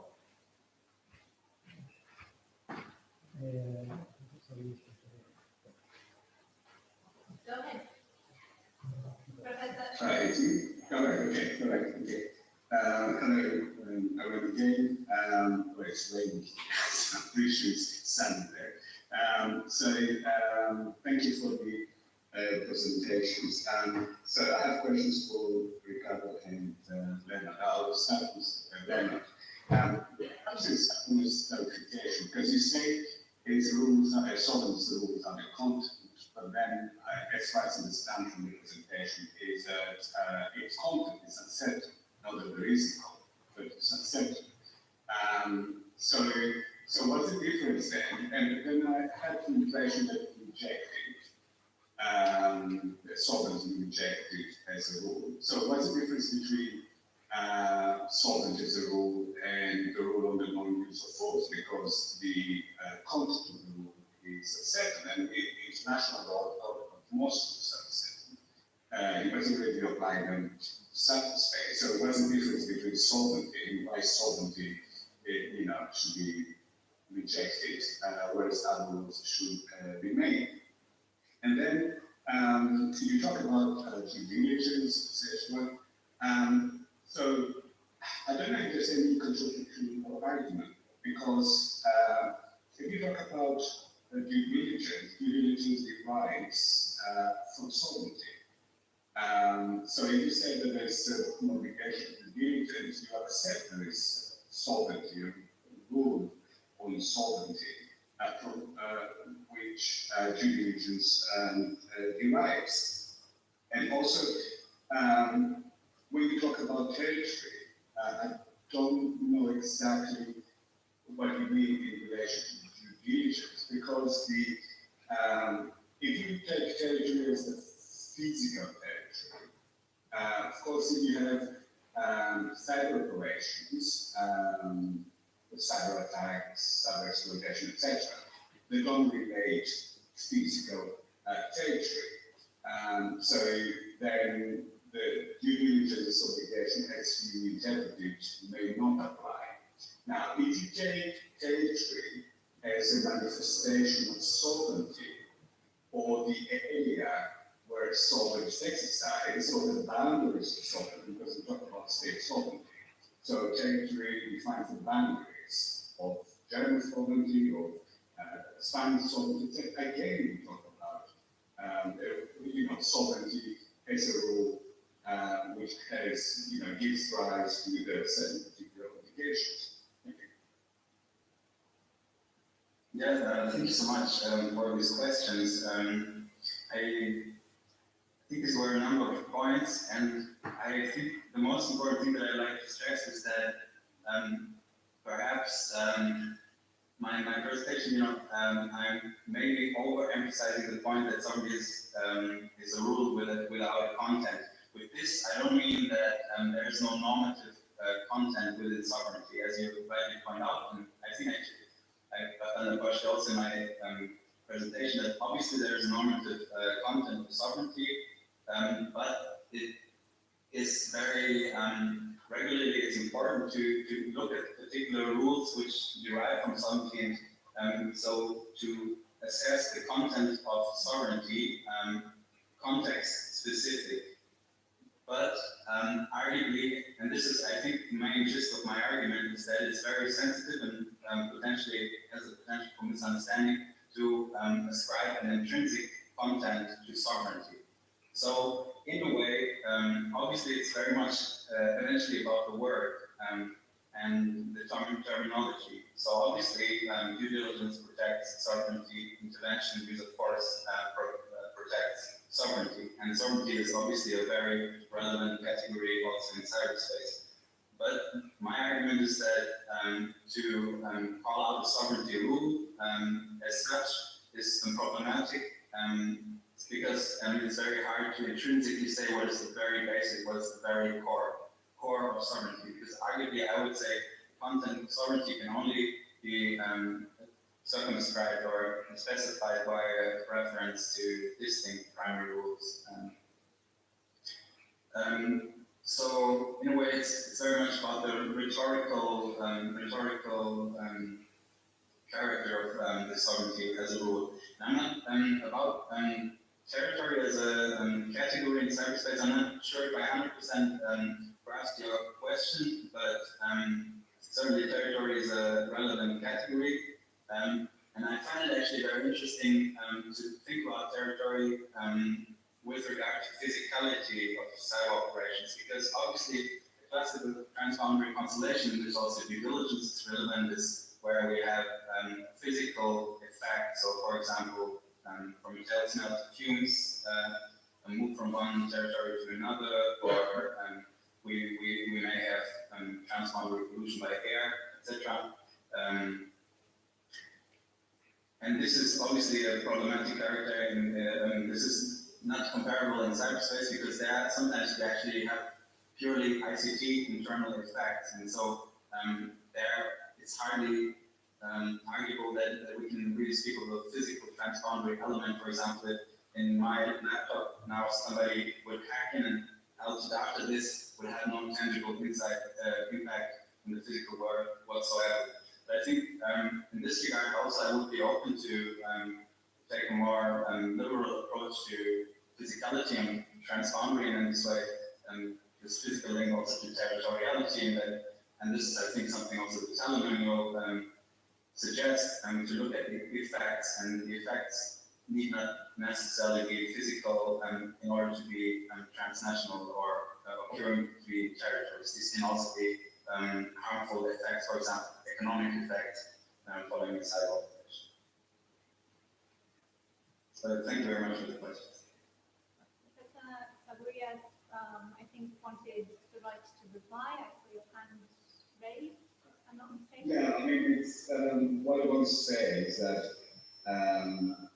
I think it's better, although legally speaking, perhaps in distinction between rules and principles may not be very clear, but I would say that, I see sovereignty as a principle, so it can be contextualized when it's applied, and it's the same with the principle of non-use of force, the principle of non-intervention, the principle of proportionality. So sovereignty has a core meaning, but it can apply in different circumstances differently. The same with proportionality, the way it applies in human rights law, in humanitarian law, in EU law, etc. May differ. But I believe that there is a core meaning to sovereignty, which goes beyond and above the specific rules, like non-use of force, non-intervention, etc. But of course, these are different approaches. I think it's about the nuance and how one approaches also on the kind of level how we define principles. So actually, this eventually goes to legal theory. But what I didn't mention, what I found interesting to think about, for example, Pranislav Roguski has approached sovereignty as a rule that he defines the exercise of state power as a core, and in this way as the content of sovereignty rule, and I find it interesting to think about it because I also have certain links with jurisprudence and the Lotus case, for example. But also for this, from my perspective, and this is maybe about just distinguish different sorts of care, but I would argue that also, for example, the exercise of state power, which refers to exercise of jurisdictional competences, this is a right which is derived from sovereignty and not necessarily tantamount. But I get, well, I would say very well understand what you're saying. I hate to interrupt this very interesting debate. Definitely, there's a lot of, it's an evolving consensus. We talk about, for example, the second open-ended working group for the development of telecommunications and information. There's more countries joining the pro-sovereignty as a rule. We talk about Austria and the Czech Republic last year, as well as France, Netherlands, etc. Definitely a very interesting topic, but I would also like to give the chance, see if there's other interveners that would like to raise questions in the last 5 minutes of this panel. So please feel free to just raise your hand either virtually or physically, get another comparison to the cyberspace we have incorporated in our conference as well. Any other? Right, Professor Tavares again. Go ahead. Sorry, okay. Yeah, I mean, it's a question to recap, and sorry for monopolizing questions. I wonder whether, I mean, I take the title of your paper, Attribution of Responsibility, and the content is about attribution of conduct. So, the question may be very legalistic question, but the issue is that for attribution of responsibility, do we necessarily need to have attribution of conduct? In my opinion, these are two different things, because if you attribute responsibility to a state, for example, strict responsibility, and under duties, for example, the state will be responsible not in relation to the acts of non-state actors, not for the acts of non-state actors, for example.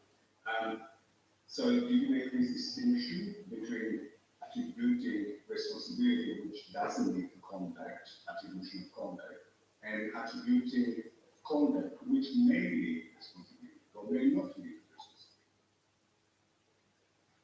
responsibility? Thank you, Professor.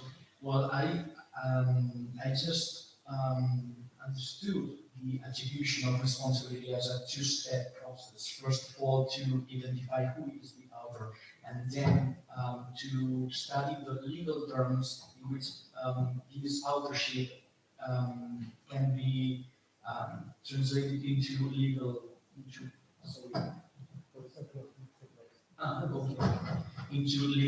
legal terms.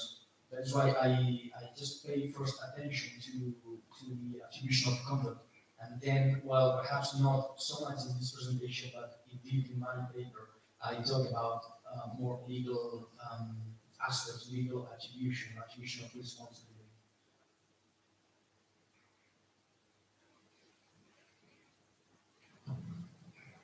All right. Well, if there's no any further questions, I'd like to thank the panelists one more time for their intervention, as well as all the esteemed colleagues that have joined us online and those that are present here today.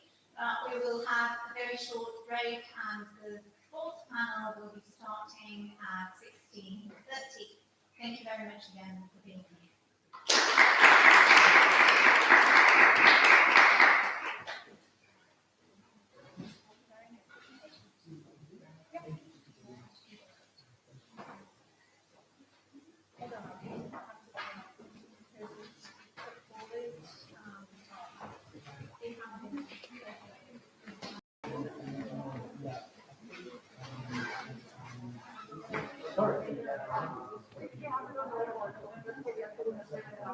No te veo la cara. Eso es lo que tiene problemas que estaban los dos. Sí, no tengo que ver aquí nada, pero tenemos esta punta de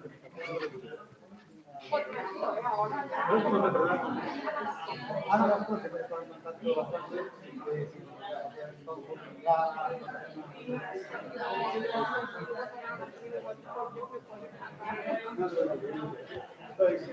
la verdad es que estamos todos en una época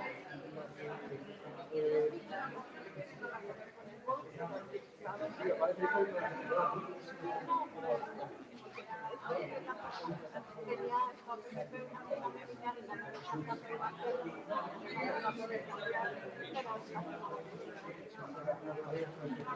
pues nada, vamos a tomar un café. No te preocupes, Ana, que está funcionando perfectamente.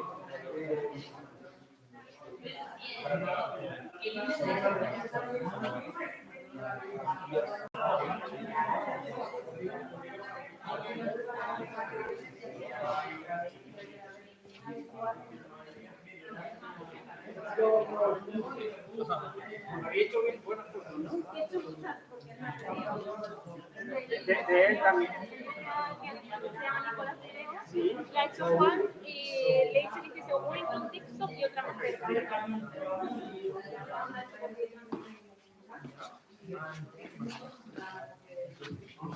¿Vas a ir a algún sitio? ¿Tienes que ir al departamento? Bueno, pues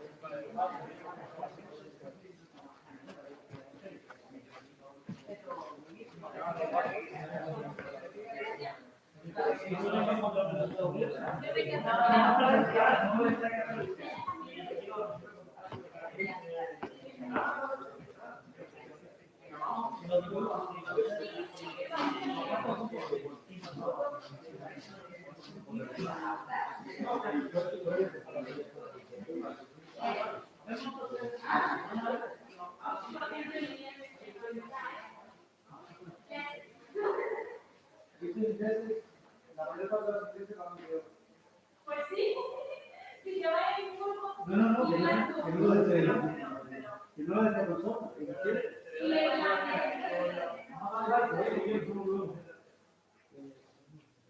Pero lo que más llama la atención.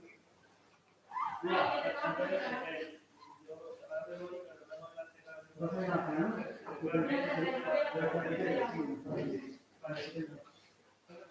Venga.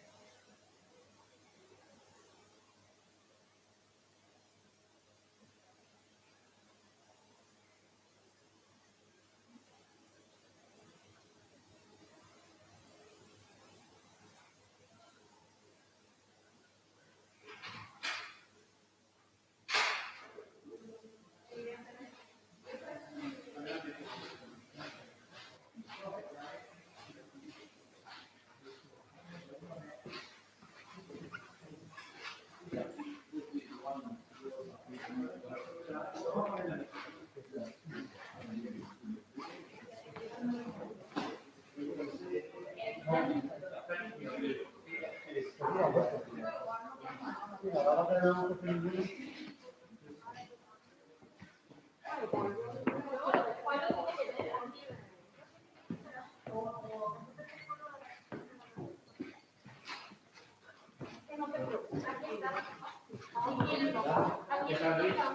Siéntate aquí si quieres ya, ¿vale? Sí, sí, lo acabo de ver. No, no, no. Lo lleva. Aquí tienes, aquí te vas a sentar tú. Aquí tienes a Ana, que es una interviniente de esta tarde. Viene de la Universidad de Zaragoza. Y el otro interviniente, pues lo cambiamos. La otra interviniente. Audrey Guichard. Sí, está aquí. Sí.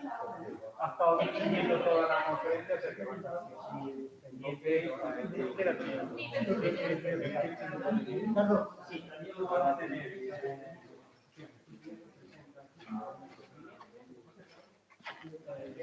Vale, gracias.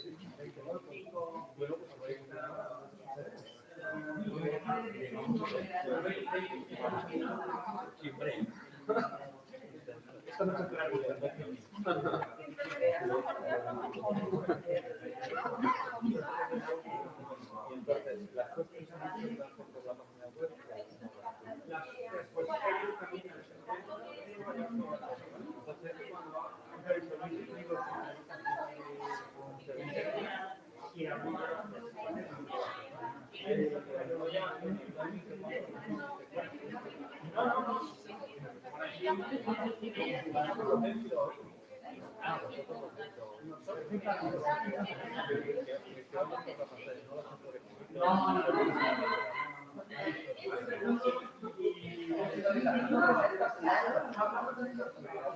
Por el orden que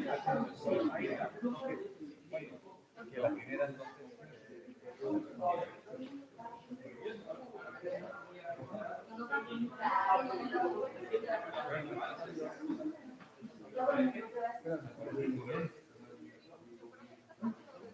Sí, claro, que se ha salido del link.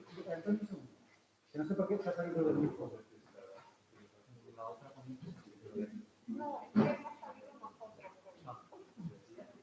Estamos en un problema. No sé por qué se ha salido del link. Antonio, espera un segundo.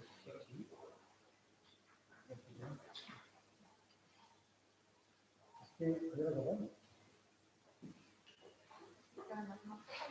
No, pero es que además, fíjate, no coincide lo que está aquí. Lo que está aquí.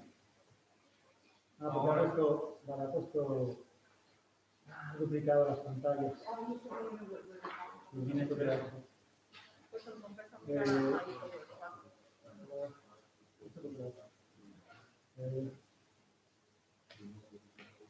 Los programas del 10.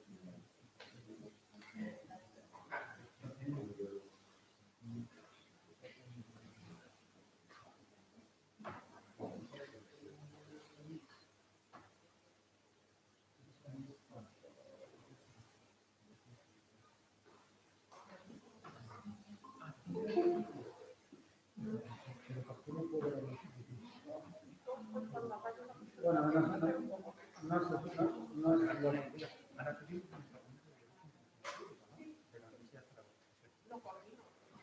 Es que me queda un poco sin blanco, me la preguntado.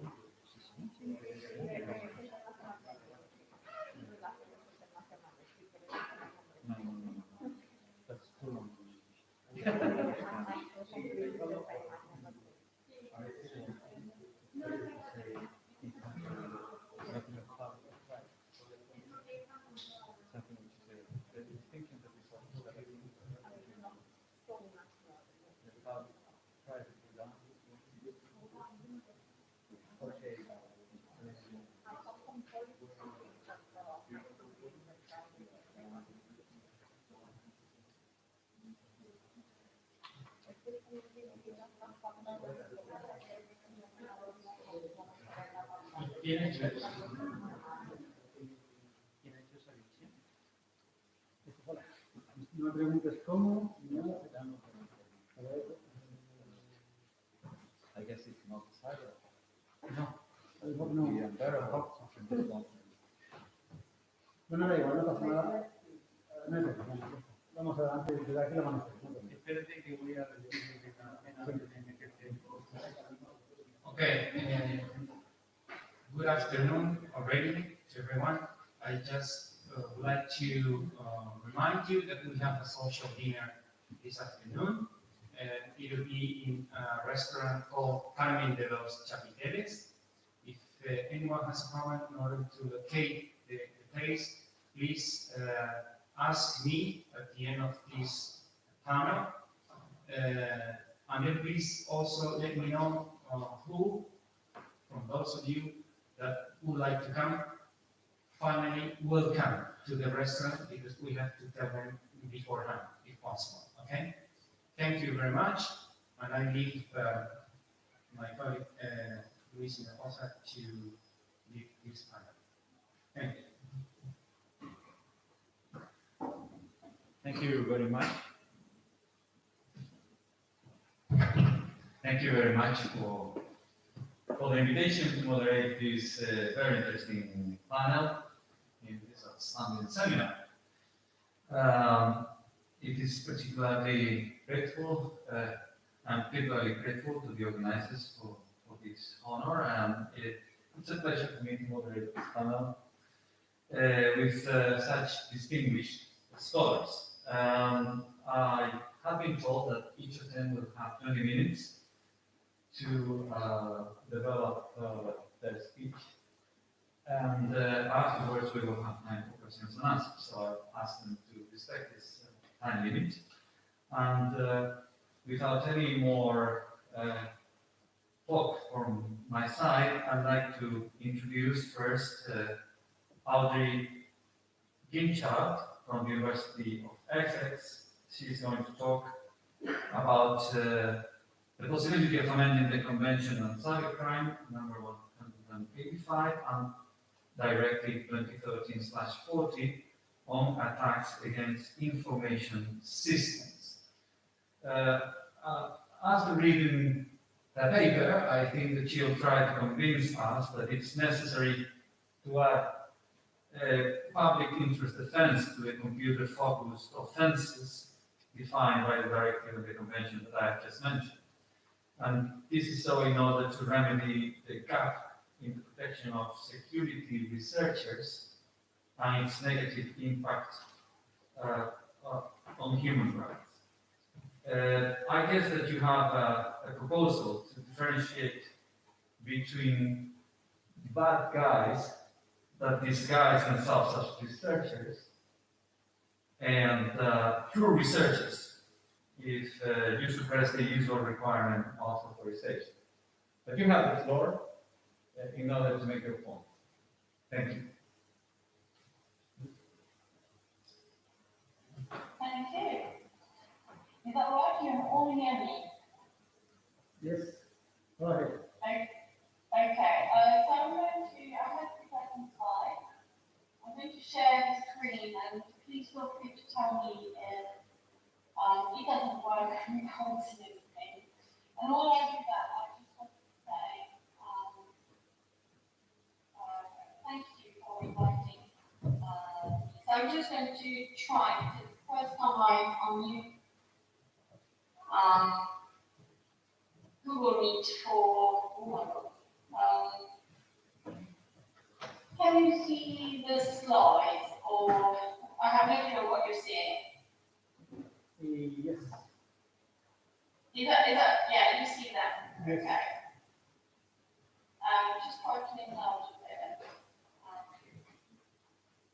That's it. Sorry, I've used Google Meet, but for homeschooling, which is not about sharing screens. So thank you for this and really for doing it online. I would have been delighted to come over, but personally it's made it really, really tough. So thank you. I have to say, hearing in the background of Spanish, one point the French was quite relieved from hearing all this English. So the purpose today is for me to try to make a case a little bit for amending cybercrime legislations to support what is called vulnerability research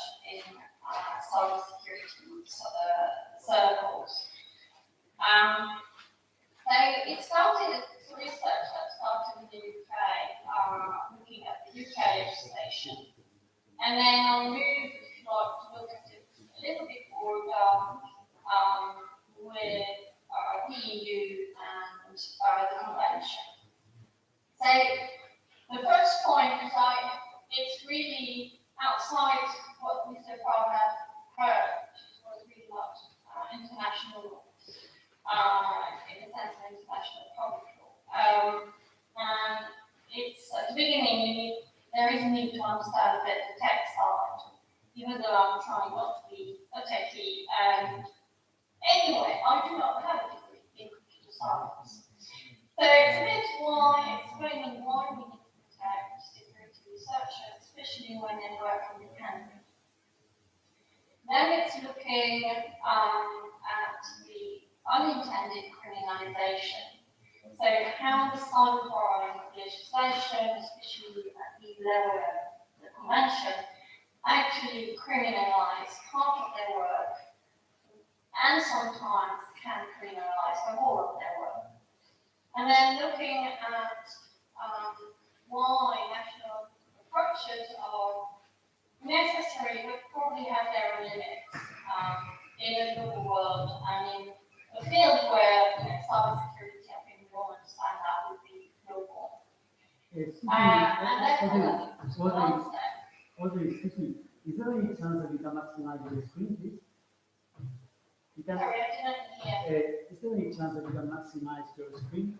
Because Yeah, I will try to make it full screen. I don't think it will work. Please just. It's better. Okay, go Better? on. Yes, Right, much full better. screen then. Thank you very much. Okay, no, that's fine. I understand. You didn't miss anything before. It was just my name. The slides can be distributed, by the way, if anybody wants them.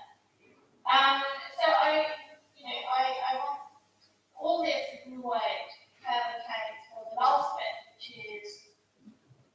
is it suitable, should we amend international and regional legal instruments on cybercrime? So my first point is really about understanding the work of security researchers and where they're coming from in the background. So probably some of you will be pretty aware of what it is, others may feel a bit more less confident.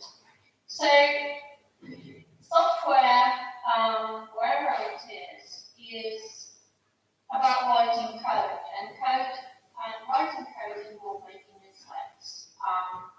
Those mistakes are usually hunted for functionality purposes. So until the software works quite well, the software is revised a number of times. It's also looked at from the security point of view, but there is a mismatch between functionality and security. So you can reach a degree of functionality that is reasonable, work, publishing, releasing the software, but you will not have the same level of security. That is, if you wanted to really put an emphasis on security, you will have to wait for longer before you can release the software. Vulnerabilities are the security side of those mistakes. There are all as writing the code. You have some programming languages which are known to be more insecure than others. So I put a little table on comparative tables. So instead of the elements, you've got the vulnerabilities. And some of you may recognize the top one on the left. Here, the SQ is the SQL language, which is the main language used for databases. So often what we see on the web has in the background SQL, not always, especially for historic data. And it was invented by IBM at the time, in the late 70s when security was not a problem, and therefore it is known now to be notoriously insecure. And the total hack, which was Challengue and so on, was based on SQL vulnerabilities. It affects a variety of products. It can include antiviruses, by the way, obviously Internet of Things and other deal with that later on. Net domain servers, any piece of code can have vulnerabilities. And it's quite known that 100% security for products is not impossible to achieve. It doesn't mean that we can't reach a high level of security, but 100% is very, very difficult. So in that background, we can see that finding vulnerabilities is going to be a must. Now we can also avoid the problem by trying to push forward better standards of software development with ISO norms. You have to know that certain ISO norms didn't have security for software until 2015. So you could have a good software compliant with the norm without having security as a standard and criteria. Better training also of software developers regarding security aspects. It's one thing to use SQL for functionality purposes. It's another thing to use it and be able to detect vulnerabilities. Of course, we can rely on vendors. So for companies usually dealing with the softwares, they are theoretically the best place to deal with this. But there is a big temptation, well known, that is to penetrate the market first and patch later. So again, that notion of putting forward functionality and security behind. And then you have, of course, some companies that are more aware and more keen, at least in their discourse, to promote security and privacy. But because it's a very difficult field, you have very different types of vulnerabilities that can be detected with different types of softwares. Effectively, you need a wide range of expertise if you want to progressively get rid and detect first and then get rid of the vulnerabilities. So effectively, nobody is immune to vulnerabilities, even if the company or the software developer is paying particular attention to security. So one of the very recent examples is Apple with the Pegasus scandal, where despite Apple's claim that their product were extremely secure, they managed to break through it through a vulnerability. So we need security researchers. They can work for the companies, so for the vendors, but often the sector has independent security researchers. Themselves, they can work with a company, a company specialized for that, but they can also work independently, like being self-employed.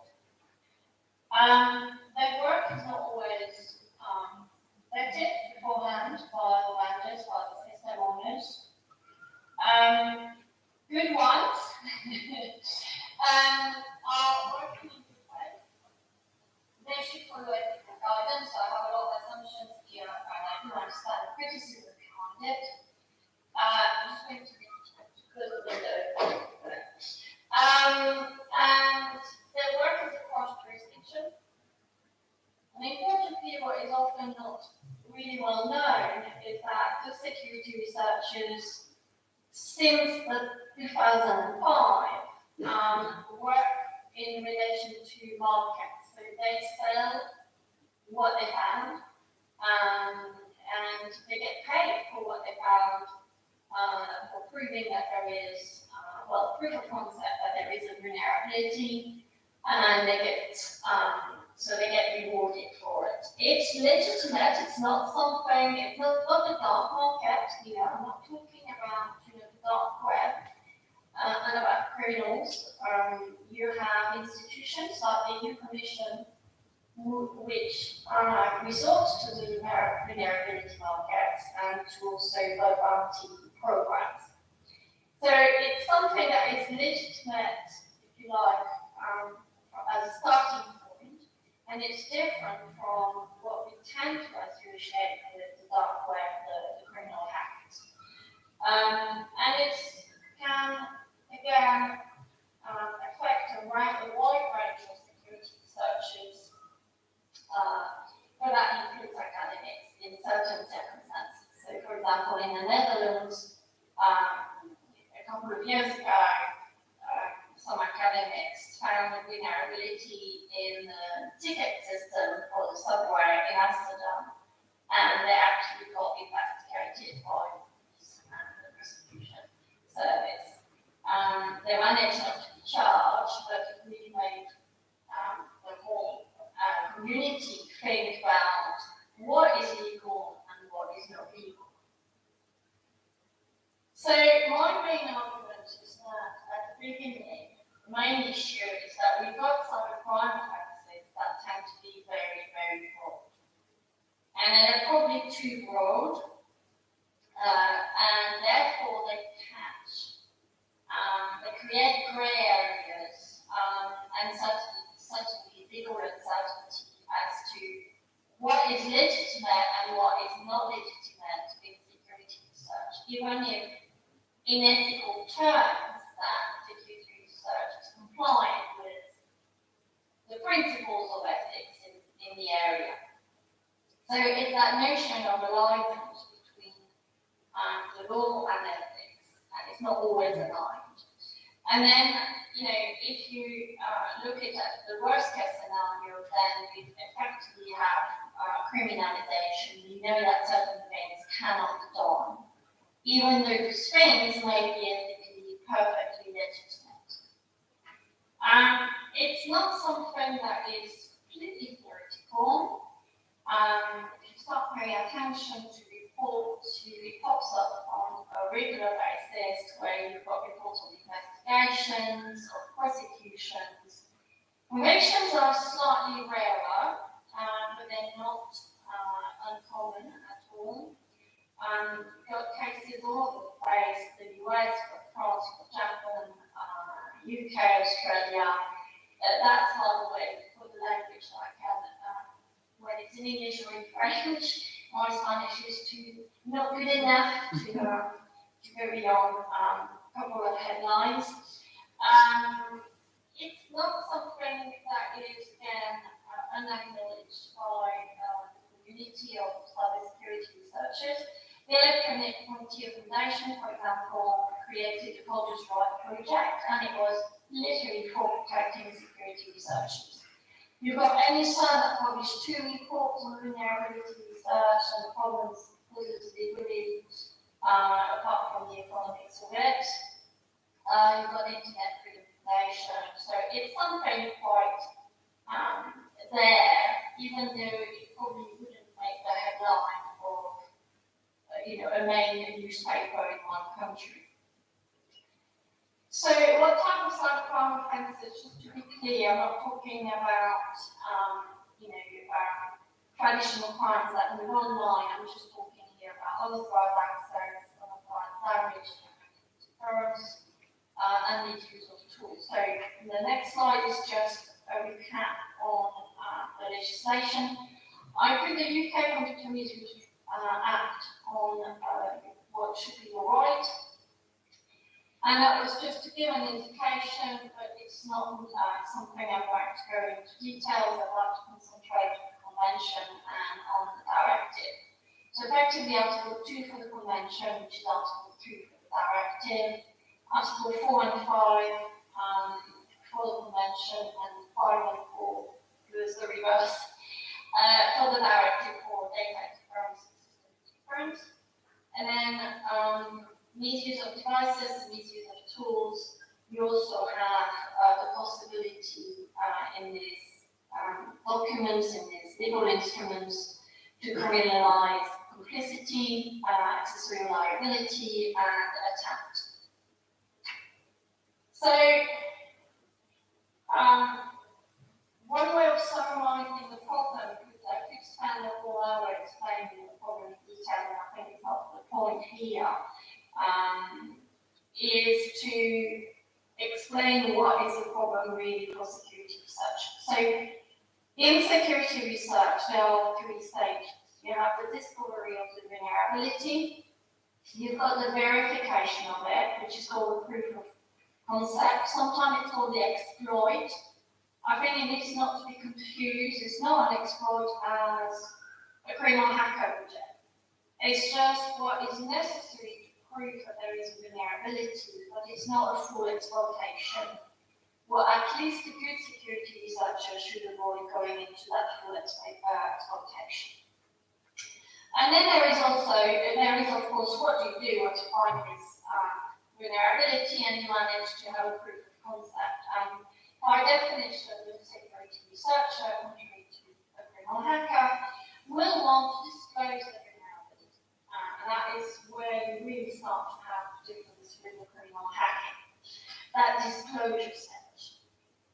The problem is now at the discovery stage, from the system owners, from the other side, well, it's actually pretty tough sometimes to see where is the difference between criminal hacker and security research. The harm can be simply a breach of confidentiality, and I'm not talking here about damage, that is damage to the system, just the fact of penetrating the system, having access to it through the vulnerability, which means without authorization, creates the harm. You also have to fact that most of those security researchers will use the same tools as the criminal hackers. It won't be different. And some of those tools, by the way, have been invented or modified by criminal hackers, and the modifications have been used in some instances by security research and have become the standard. So it's a very blurry world, grey areas. I think it's the best way of looking at it. For the verification, it's also blurry. And for the disclosure, the question is always the same. Should they disclose to the public? Because if it is disclosed to the public, well, criminal hackers can have access to it, can they? Should they go first to the vendor, only to the vendor, or only to the CERTs, the Center for Security, that capture and recap the vulnerabilities? There's still a debate, but usually the responsible disclosure is first to the vendor. If the vendor does absolutely nothing to fix the vulnerability, then they're entitled to make it public. So, key problematic points: authorization, access, intent, and tool. I'll probably try to go a bit speedier because I'm already 15 minutes in. Misuse of tools, that's the area that is probably where people are more aware of. So, Article 7 of the directive is not the clearest, but its recital was pretty clear. It really wanted that everybody had a cautious approach before effectively prosecuting security researchers for using tools. There are a number of conditions that normally means that lots of problems are excluded from security research from the law. Article 6 of the Convention is actually clear. Of the two instruments in the Knowledge Act Convention came earlier than the directive. Why the directive didn't take the same exact approach, I wasn't able to find that in discussions in the different groups, especially IVA. But Article 6.2 is what I call an interpretation clause, where effectively, if there is prosecution of security researchers, the courts are invited to take a lenient view that means to not convict. That was expressly added, by the way, because you had concern raised by the security community, and that security community, even though it was a CVE board, which is in the US, it actually had a dialogue with UK, France, with lots of other people outside the US. So it wasn't just the US aspect. And anyway, I always found it quite revealing that the convention, which was obviously fought for Europe, had the US integrated to the discussions. So you can find different documents on this, but it was clearly there to protect. Now the problem is that as far as my limited knowledge of languages can tell, only France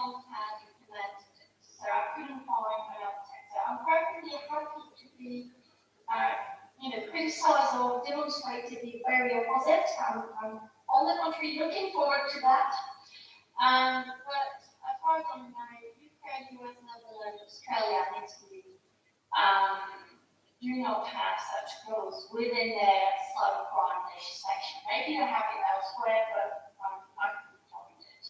France has it in its own offense on the use of tools, and it says effectively without legitimate reason, such as security research. There is also that second limit, no protection for the other offences. So that Article 6.2 interpretation clause works for Article 6.2. Article 6 doesn't work for unauthorized access or systemic or state enterprise. Could we interpret that clause by analogy to transfer it and apply it to the other articles? I would think that is very unlikely. Criminal law usually obeys by, I know it's treaties, not strictly speaking criminal law. It doesn't forbid, I think, the member states to have this interpretation and to implement it, but they never did it. But normally, principles of strict interpretation in criminal law. Now, to give you a bit of an idea of how the law works, when you quit this usual tool and you reach the unauthorized access. So you've got variations, and I think the best way to start is what I call result 1, which is access having been obtained. So the person using security researchers has accessed the program or the data without information. And that is Article 3 of the directive, Article 2 of the Convention with the options. Article 2 Convention, otherwise, can be slightly further towards so broader criminalization. You have conducts that will be linked with attempts, so we need to think around the fact that member states have criminalized attempt. That means it broadens the scope of criminal offences. And then those that come from the UK, at least for work. I'll just put the UK, which is a complete outlier in the sense that it's one of the worst legislation possible on cybercrime, because I think everything is criminalised except the court process. For putting it in a different way, but effectively it's the same message that I'm putting across, is as a pyramid, the most restrictive is on the top, the very bottom of the pyramid is the least restrictive. You can see where the UK is, and then you can see where the directive of the convention is, and effectively there are a handful of countries, Article 2 of the convention, Article 3 for cases which are not minor, and you can see that the directive was trying to be more restrictive to avoid catching lots of people, including security researchers. The main issue is that even with restrictions, we still have problems, and the problems comes with the fact that there is not necessarily a discussion between lawyers and the tech people with security researchers about what it means, the law in a given situation. So there are legal uncertainties with scanning ports, for example, that notion that you scan. Depending on which country you are in, it will be a preparatory act, for some it will be an attempt, and for others it will be full access. So we're not even talking about attempting to have access or preparatory act. So again, that uncertainty is there, and it's problematic. It's real, cybersecurity is global. Security researchers, they work globally. They don't work and restrict themselves to their own countries. And then connecting to the company website also, so it's sometimes just to observe the consequences of what others are doing. So that notion of observing traffic to see if there are legitimate users, non-legitimate users, there is a vulnerability that others are exploiting. Well, in front of cases say that it's preparatory, so it's outside the scope of criminal. In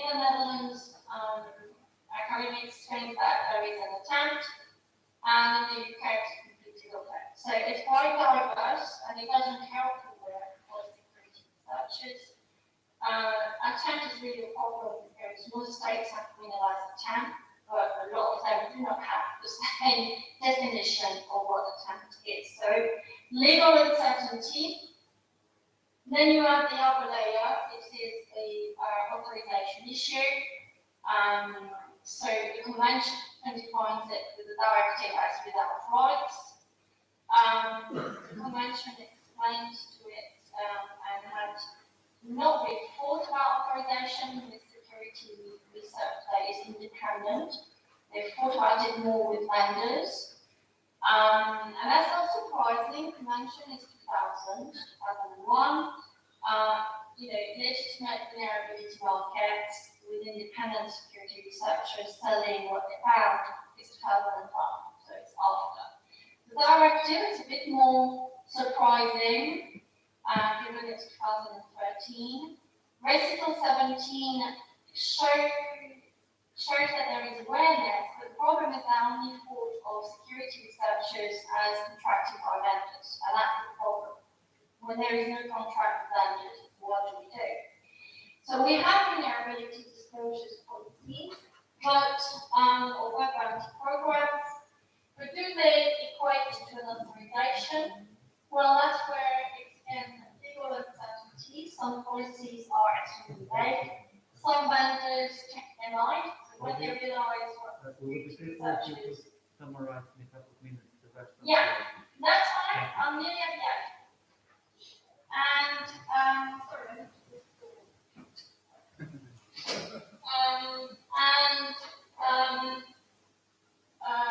So you have liability testing, and then intention of receipt of motives that cannot be taken into account. So what can we do? The fact of wanting to find vulnerabilities to fix them or to help fixing them. We can have prosecutorial guidelines, but we do have countries like Germany that does not give its prosecutors discretion, so that would work in some countries.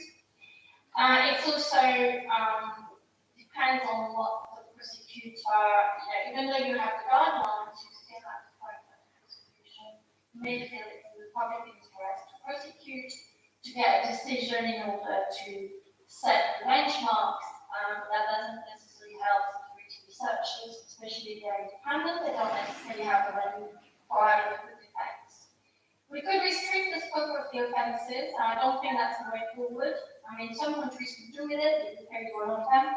But most of the time, I think it would hinder the prosecution of criminal hackers. So, the way forward, usually when you can't sort out something in criminal law, we sort it out by using the defense. I think there is here enough evidence to have a public interest defense. Maintaining security by finding vulnerabilities, actually improving security by finding vulnerabilities, and having multi-stakeholders, people, a pool of people, not just vendors, not just some governments can do that with some of their agencies, not just independent security researchers, helps building that cybersecurity and that support for a better, more security and more privacy. Now, the defense has also the ability to deal with motives. So that notion that the violation of the criminal law offences are for a purpose, legitimate one, which is finding vulnerabilities, and more importantly, it has the ability to deal with the difference between criminal hackers and security researchers while using that notion of proportionality. A security researcher should remain proportionate in the way he or she accesses a system. It's not necessarily about using the best techniques, but it's certainly about following good practice. And proportionality, I think, is the way where we can say that the defense would work to still criminalize criminal hackers. It wouldn't be able to say, oh, well, I tried to find vulnerability for fixing it. So that's really the bulk of my presentation, and I just have to say thank you.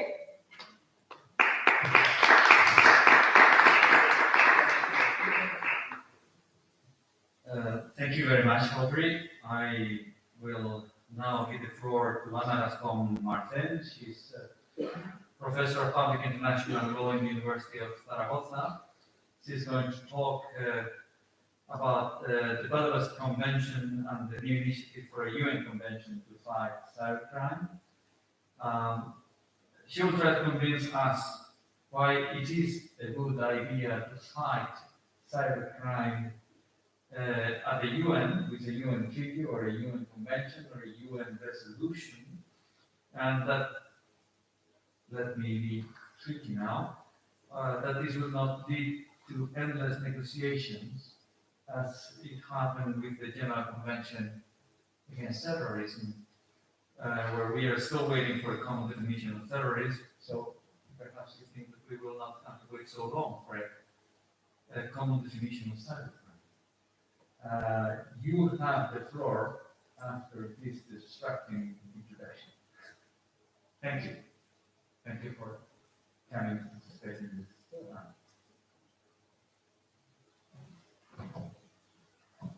Okay, first of all, thank you very much for the organization to let me participate in this conference, which has some at least high level, at least till now. And thank you to all the people that are still here even for the last presentation. I will try to be short and not extremely boring. I'm going to speak about the Budapest Convention and the new initiative for a UN convention to fight cybercrime. And first, a little disclaimer, which is that I am a civil servant of the Council of Europe, so this may present a little bit my view, and obviously it's just my opinion, nothing to do with the opinion of my organization.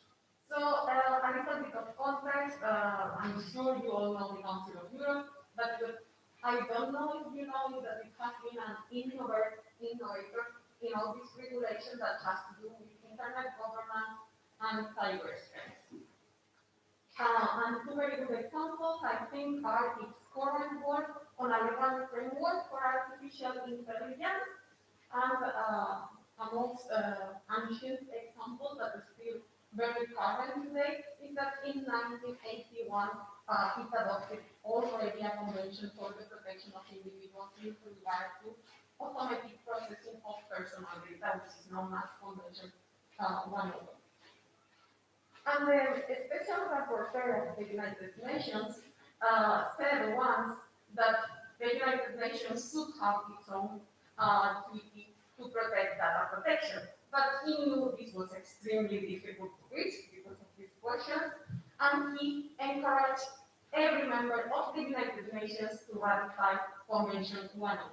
And indeed, the 47 member states of the Council of Europe have ratified the convention, but also other countries such as Argentina, Mexico, or Senegal. So the question of this presentation is, should we do the same with the Budapest Convention? Should we try to get a UN treaty, but just in order to get there, also encourage anyone to sign the Budapest Convention? The Budapest Convention, we have heard about it in the previous presentations, and I will just maybe give some data about it. It was signed in 2001, and it has two main objectives. That is that the state criminalize some crimes that have to do with cybercrime, so it's in their penal codes, but also to create a whole system of cooperation between the parties to the convention. And something which I believe is really the key of this convention is that it has human rights safeguards introduced. So it's not just mutual legal assistance creating cyber advancement in cybercrime, but also making sure that doing that we respect human rights. For example, if you get a request for data related to cybercrime, you can deny that request if you think that there are political reasons behind the request of the public authority. Well, I say a Council of Europe Convention, but we have heard in the previous presentation a lot about the United States. This is because even if almost all the Council of Europe member states have ratified the convention, there are many others outside Europe who that have done the same.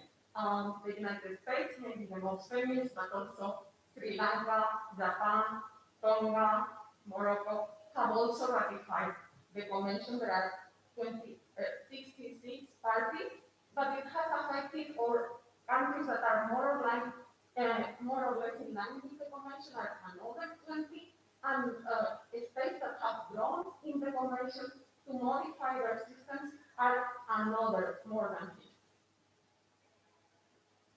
So we have already heard that the Cybercrime Convention is a little bit outdated because obviously cybercrime has changed quite a lot in the last 20 years. But the good news is that the Council of Europe knows this, and there is a finalized second additional protocol to the Convention on Cybercrime on enhanced cooperation and disclosure on electronic evidence. I'm not going to go into the detail of what this is, but I wanted to say that it was something which was clearly necessary, but that's in my opinion. It has been finalized in a hurry, and you will see why. The negotiations of the protocol included the 66 state parties of the convention. So this is not just European states, but the states from Africa, America, and the Asia Pacific region.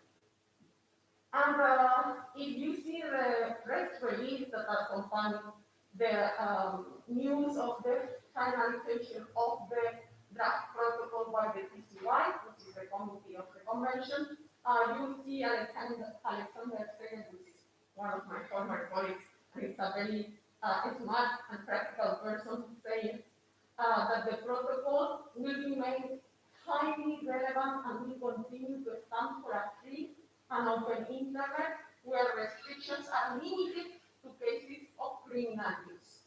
Why does he say this? Because we have also a new initiative for a UN convention to fight cybercrime, which can be seen a little bit like the competition of the Budapest Convention. And it's interesting that it's Russia who has spearheaded this idea. And you will think that Russia is a member of the Council of Europe, but it's the only member of the Council of Europe who is against the Budapest Convention. It has been fighting it from the very beginning. It considers that it endangers its national sovereignty. And for more than 10 years, Russia has tried to get the UN to negotiate a treaty to fight cybercrime. And this goes, if you know a little bit about Russian politics, this really is interlinked with a wider view of Russia. Lavrov wrote recently a very revealing article where it creates defense what Russia believes is the international order based on universal principles of international law versus what the West is doing, which he considers really bad and opposed to this, which is a rules-based order. Okay, so the co-sponsors of the resolution I'm going to explain. You can see there that are mainly banned because they are all countries that are considered not to have free internet. And I have spoken about Russia, but you can also see there China, Belarus, North Korea, Venezuela, etc. And they were the ones that postponed this resolution of the General Assembly on countering the use of information and communication technologies for criminal purposes. And as you see there, it was quite a fragmented vote because the resolution passed with 79 votes saying yes, 60 saying no, and 33 abstentions. And it's a little bit the worst against the rest, because the ones against were the members of the EU, the US, Japan, South Korea, etc. So the resolution passed, and what was the end of this resolution? To create another committee to negotiate this new UN convention to fight cybercrime. Negotiations will start January next year because, as everything, it has been delayed by the pandemic. And there is already a Russian proposal, and it's a very concerning one because it has no human rights safeguards, and it has extremely vague articles. And here I can draw a parallelism with terrorism, because how do we define terrorism, or how we define cybercrime may have a huge impact, because if you get a too broad definition, we have already seen that may be very bad, and we have seen this with terrorism and also with cybercrime legislation, that if you create too vague definitions, at the end, the people who suffer are the people that don't think like the majority, vulnerable groups, political opposition, human rights defenders, journalists, and so on. And I have brought these three examples, but there are many more in this Russian proposal. Things that, in my opinion, activities that they want to criminalize and that, in my opinion, should be protected by human rights. So the EU voted against, not the EU, but the member states of the EU voted against the proposal. They thought it was a bad idea. Many NGOs thought the same, like Article 19 or Access Now, but they have changed their approach. There is a saying in Spain that translates well into English, which is, if you can't not beat them, join them. So this is what they have decided to do, and you can see it in the formation of the ad hoc committee that will lead these negotiations, where many of the vice chairs actually vote against the resolution, like the United States, Poland, Portugal, Japan, and so on. So, obviously, international cooperation to fight cybercrime is extremely important. I don't think you can find anyone who don't agree with this. But the problem is, or the question is, how to do it, how to fight cybercrime. So I think that we can say, or at least the Council of Europe can say, that the Budapest Convention is a great global success, but it cannot include everyone. That's not possible. Reach an agreement for the second draft protocol to the Budapest Convention has been extremely difficult. It was necessary to access electronic evidence, to access transborder electronic evidence. The negotiations for a UN treaty are unstoppable. So I think it's a good idea for Western countries to decide to be included, to be part of their negotiations. And for me, the key, the thing that they should really strive for is a narrow definition of cybercrime and to include human rights safeguards. I think really that this is needed to face the challenge of cybercrime legislation, because if not, we have seen already that this may be used to force political dissent, prosecute human rights defenders, journalists, and so on. So, contrary to what Professor Hinojosa has said, and I don't want to convince anyone that we should have this treaty, but if we have it, we should strive for a good treaty. And sometimes, I guess, if all these efforts we are going to use will be used more effectively to fight cybercrime through capacity building, for example, because this is something that not many people know, but the Budapest Convention has a great program of cooperation activities all over the world, helping states to develop their legal frameworks and their enforcement capability. And sometimes we focus too much on the laws and not in how to enforce them. So I have an ambivalent feeling about this treaty, as we have seen, and I hope that you also have doubts now. So thank you very much, and I hope I did not use too much of my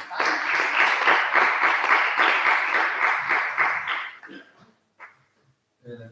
Thank you very much. Not at all. You did it respecting timing, so thank you very much for these two very exciting interventions. Now we have time for questions and answers. So is there anyone in the audience that would like to comment or to pose questions to our speakers? Audrey. Okay. So, where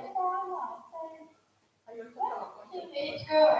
Because it's not the first time, is it, that the idea of an international treaty has been discussed at UN level. I think it's the first time that it starts to take a bit of some shape. And my question is not, you can't answer it because it's too vague, it's fine. Because I will share the concern about journalists and human rights activists. Another thing that is often ignored is that today journalists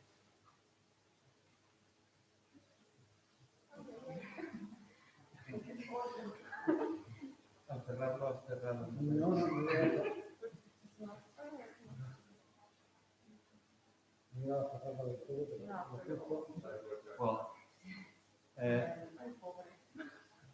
Antonio did not like the question, so he has his addition.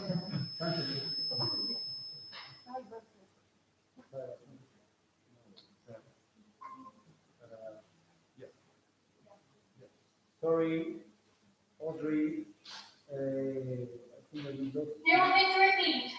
Yes, the final part, please. Yeah, what I wanted to say was that I share the concerns about human rights.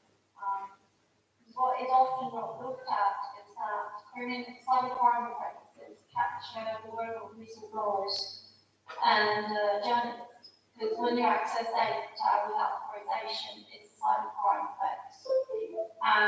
It's protected when you look at the data protection offences and not when you look at cybercrime. So where do you see that possible international treaty going?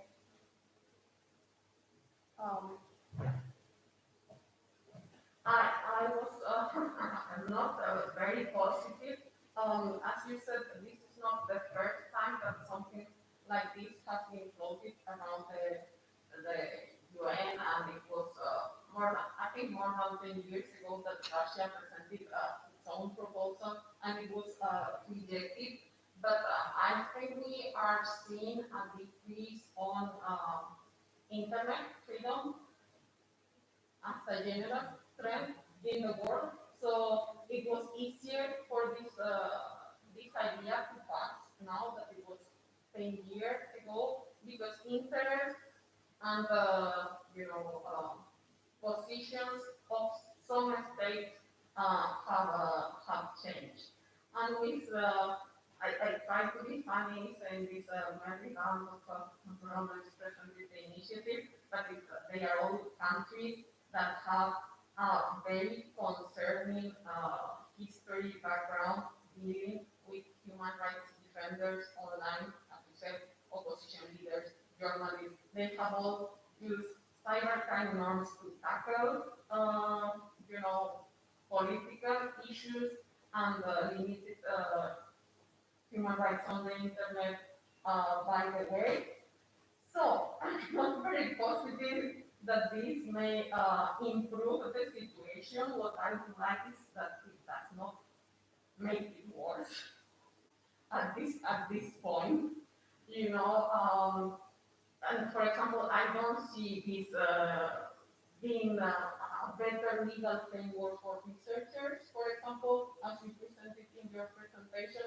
I'm sure that we won't find more safeguards here than in the Budapest Convention or the European Directive, because that's not the way, at least it's clearly not what is in the Russian proposal. That's why I think that it's important that other states jump in, that make a push for keeping freedom of expression and so on, at least at the level we have to. But I have a question for you, actually. Because, I know that this second protocol for the Budapest Convention has taken so much time and effort to draft.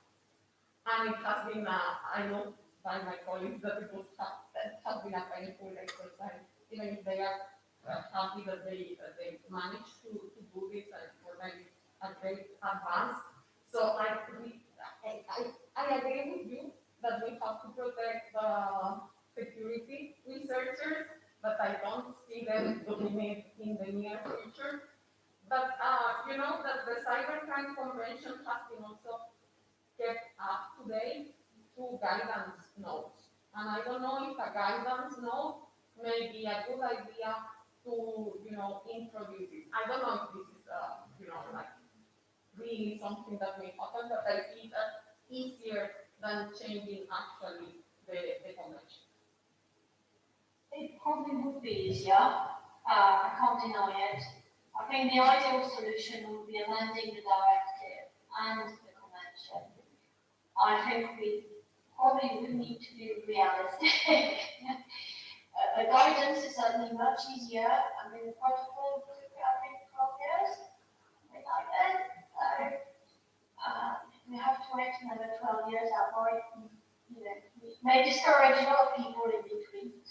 For the directive also, I didn't talk about it because I didn't really look at it in depth, but I was wondering if there was a possibility for the NIS directive, the Network Information Security Directive, to also push for a clause that is a bit vague, but roughly says, you know, member states should protect their security research community if they have followed the practice, something like this.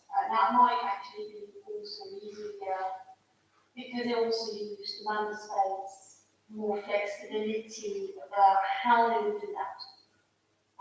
Because some do it by prosecution guidelines, others do it by a closed, France did it through the military code of defense, even though it has nothing to do with defense. It's not about national security as such, it's a general clause. The condition is to report to the CERT. So I just wondered that. But you're right, the chances we get amendment is probably minute compared with getting the guidance being amended. We have a question from the audience. Thank Can you. you identify themselves? Yes, it's fine with this? Yes. Thank you very much. Thank you. Thank you. I really appreciated this last two interventions. So thank you again, and thank you also for the Professor Feliciano for the organization of this event. So my name is Francesca Tosinari, and I'm here at PhD student at the University of Granada. Just premise, I've been studying more the Convention 108 than the Convention on Cybercrime, the Budapest Convention, but actually, as Anna Gascon, who I'm directing my question, mentioned, there are some correlation, you could say, at least as far as the influence on human rights is concerned. So I was wondering, you have just mentioned in the end of your speech that a problem of the Council of Europe and the General Convention are the enforcement of the law.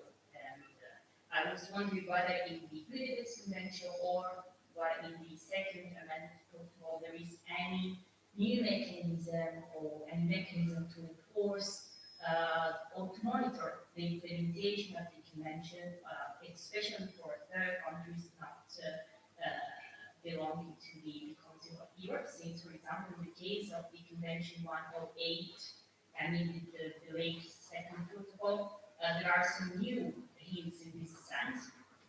And the second question would be whether you took part in the negotiations in this second protocol to the Budapest Convention. I was just curious if you could just have some few words on the role played by the EU in such a framework. I would guess that it was represented here with its member states as it's sharing confidence with them. But I don't know whether you could say, I mean, since in that protection now we have very advanced legislation, how maybe the EU framework this time could have influenced the one of the Council of Europe in the case of the negotiation of the second protocol. Thank you. Okay, guys, you can go because I need 3 hours to reply to this question. No, I will try to be maybe brief, but maybe we can talk afterwards. No monitoring mechanisms. Monitoring mechanisms is a huge word in the Council of Europe. So only the conventions that explicitly have this idea have monitoring mechanisms. So not for the Budapest Convention. Also, I have to say that the TCY does a great job. They do a lot of formulas to see what each state is doing. They have them with the 24/7 points and so on. So they help a lot of states to get in line, but there is no name and shame in that sense. Okay.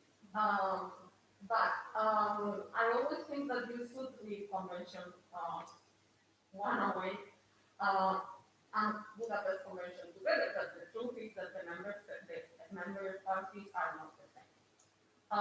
So what is interesting of this new draft protocol is that it has a new article, several pages long, because it tries to summarize data protection into the draft protocol. Clearly, it's not enough, but they have done their best. Okay.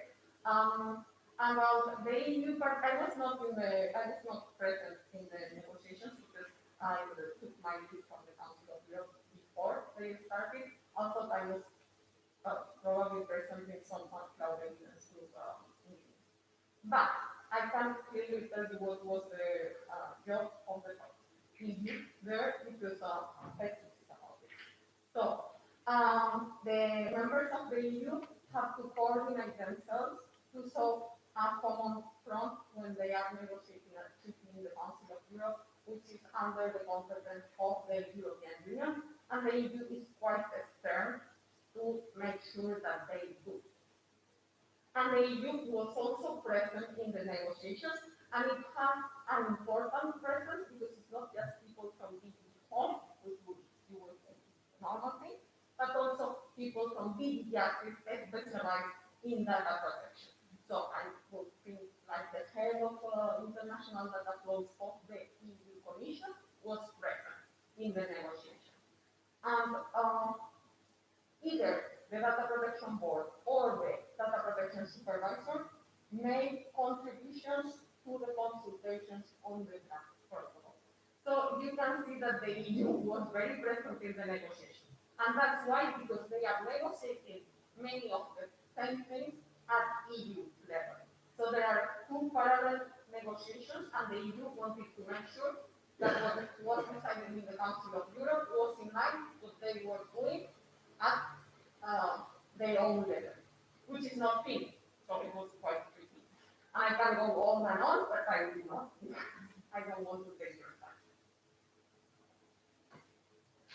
I think we have 2 or 3 minutes for our last question. So if anyone in the audience wants to pose it, otherwise,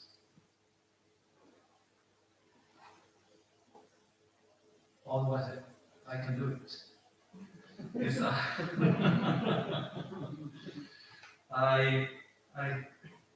I'm still less convinced at the beginning that the UN Convention would be such a good idea. I'm afraid to say so. I have to say so. I mean, this committee was created against the will of the Western states, as you have rightly explained, and I think that this is a strategic move from Russia that thinks that the Budapest Convention endangers its national sovereignty in a way which is clear.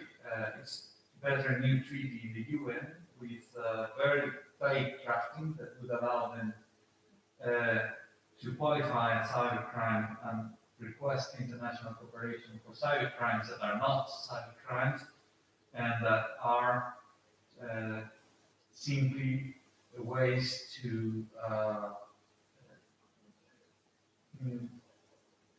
make the opposition fail in their try to open the Russian political space.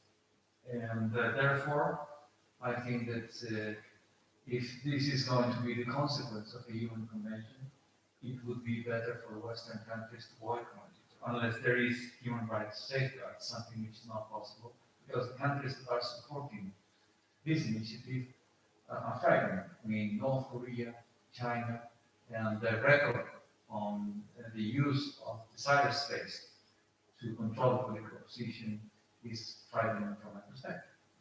So in that sense, I think it would be better to promote the dissemination of the Budapest Convention, the model of the Council of Europe, and that's the best strategic interest for the European countries at this point of history. So, I don't know whether you agree to this. I have the feeling that you do. I disagree. I would say,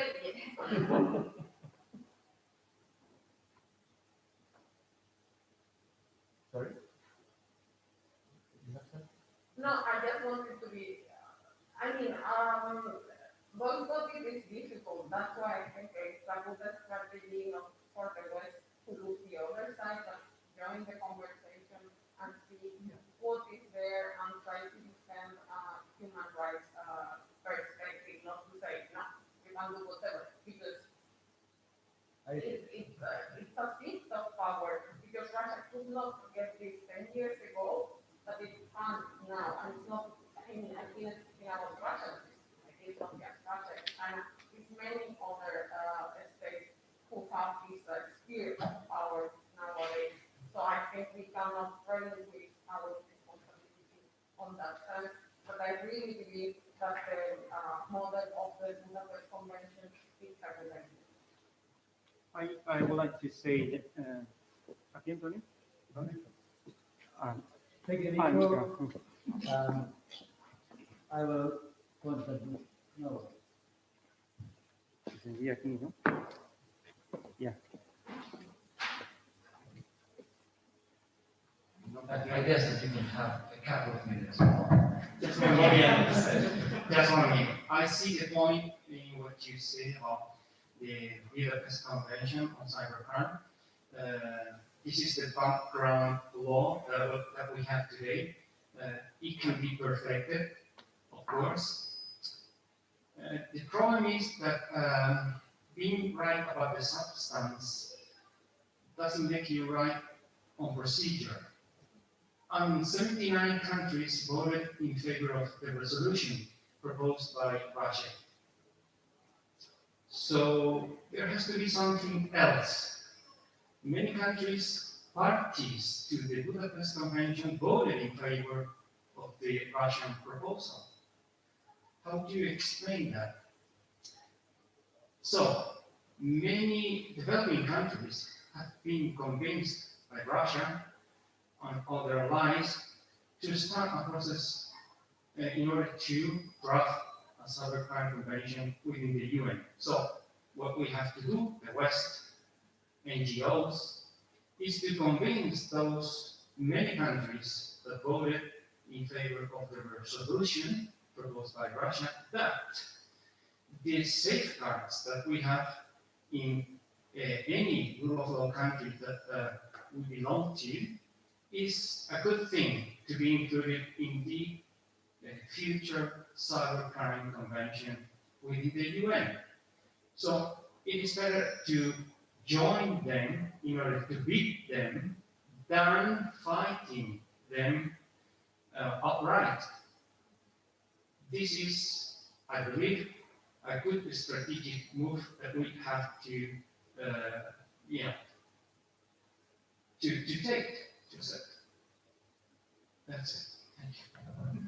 Thank you very much, Antonio. I agree with your disagreement, so we do not disagree. When I mean boycott means that I agree that we have to work together with those countries. I say we with European Union countries in order to try to make palatable the UN Convention with human rights safeguards, but stepping aside of the initiative is that it's not possible. And it is highly likely that it is not possible, and therefore that this will lead to endless negotiations about the definition of cybercrime, as it has happened with the definition of terrorism, and for the same reasons. But this allows me to finish this panel as I began it, talking about this parallel negotiation in the UN. Now I think we have run out of time. I hope that you will all have enjoyed this panel as much as I have done. I think it's been very interesting, illuminating, and a fantastic panel. Thank you very much, first of all, to the speakers for their contribution. And thank you to the audience for being here or listening to us online. It's been a very nice experience. Thank you very much.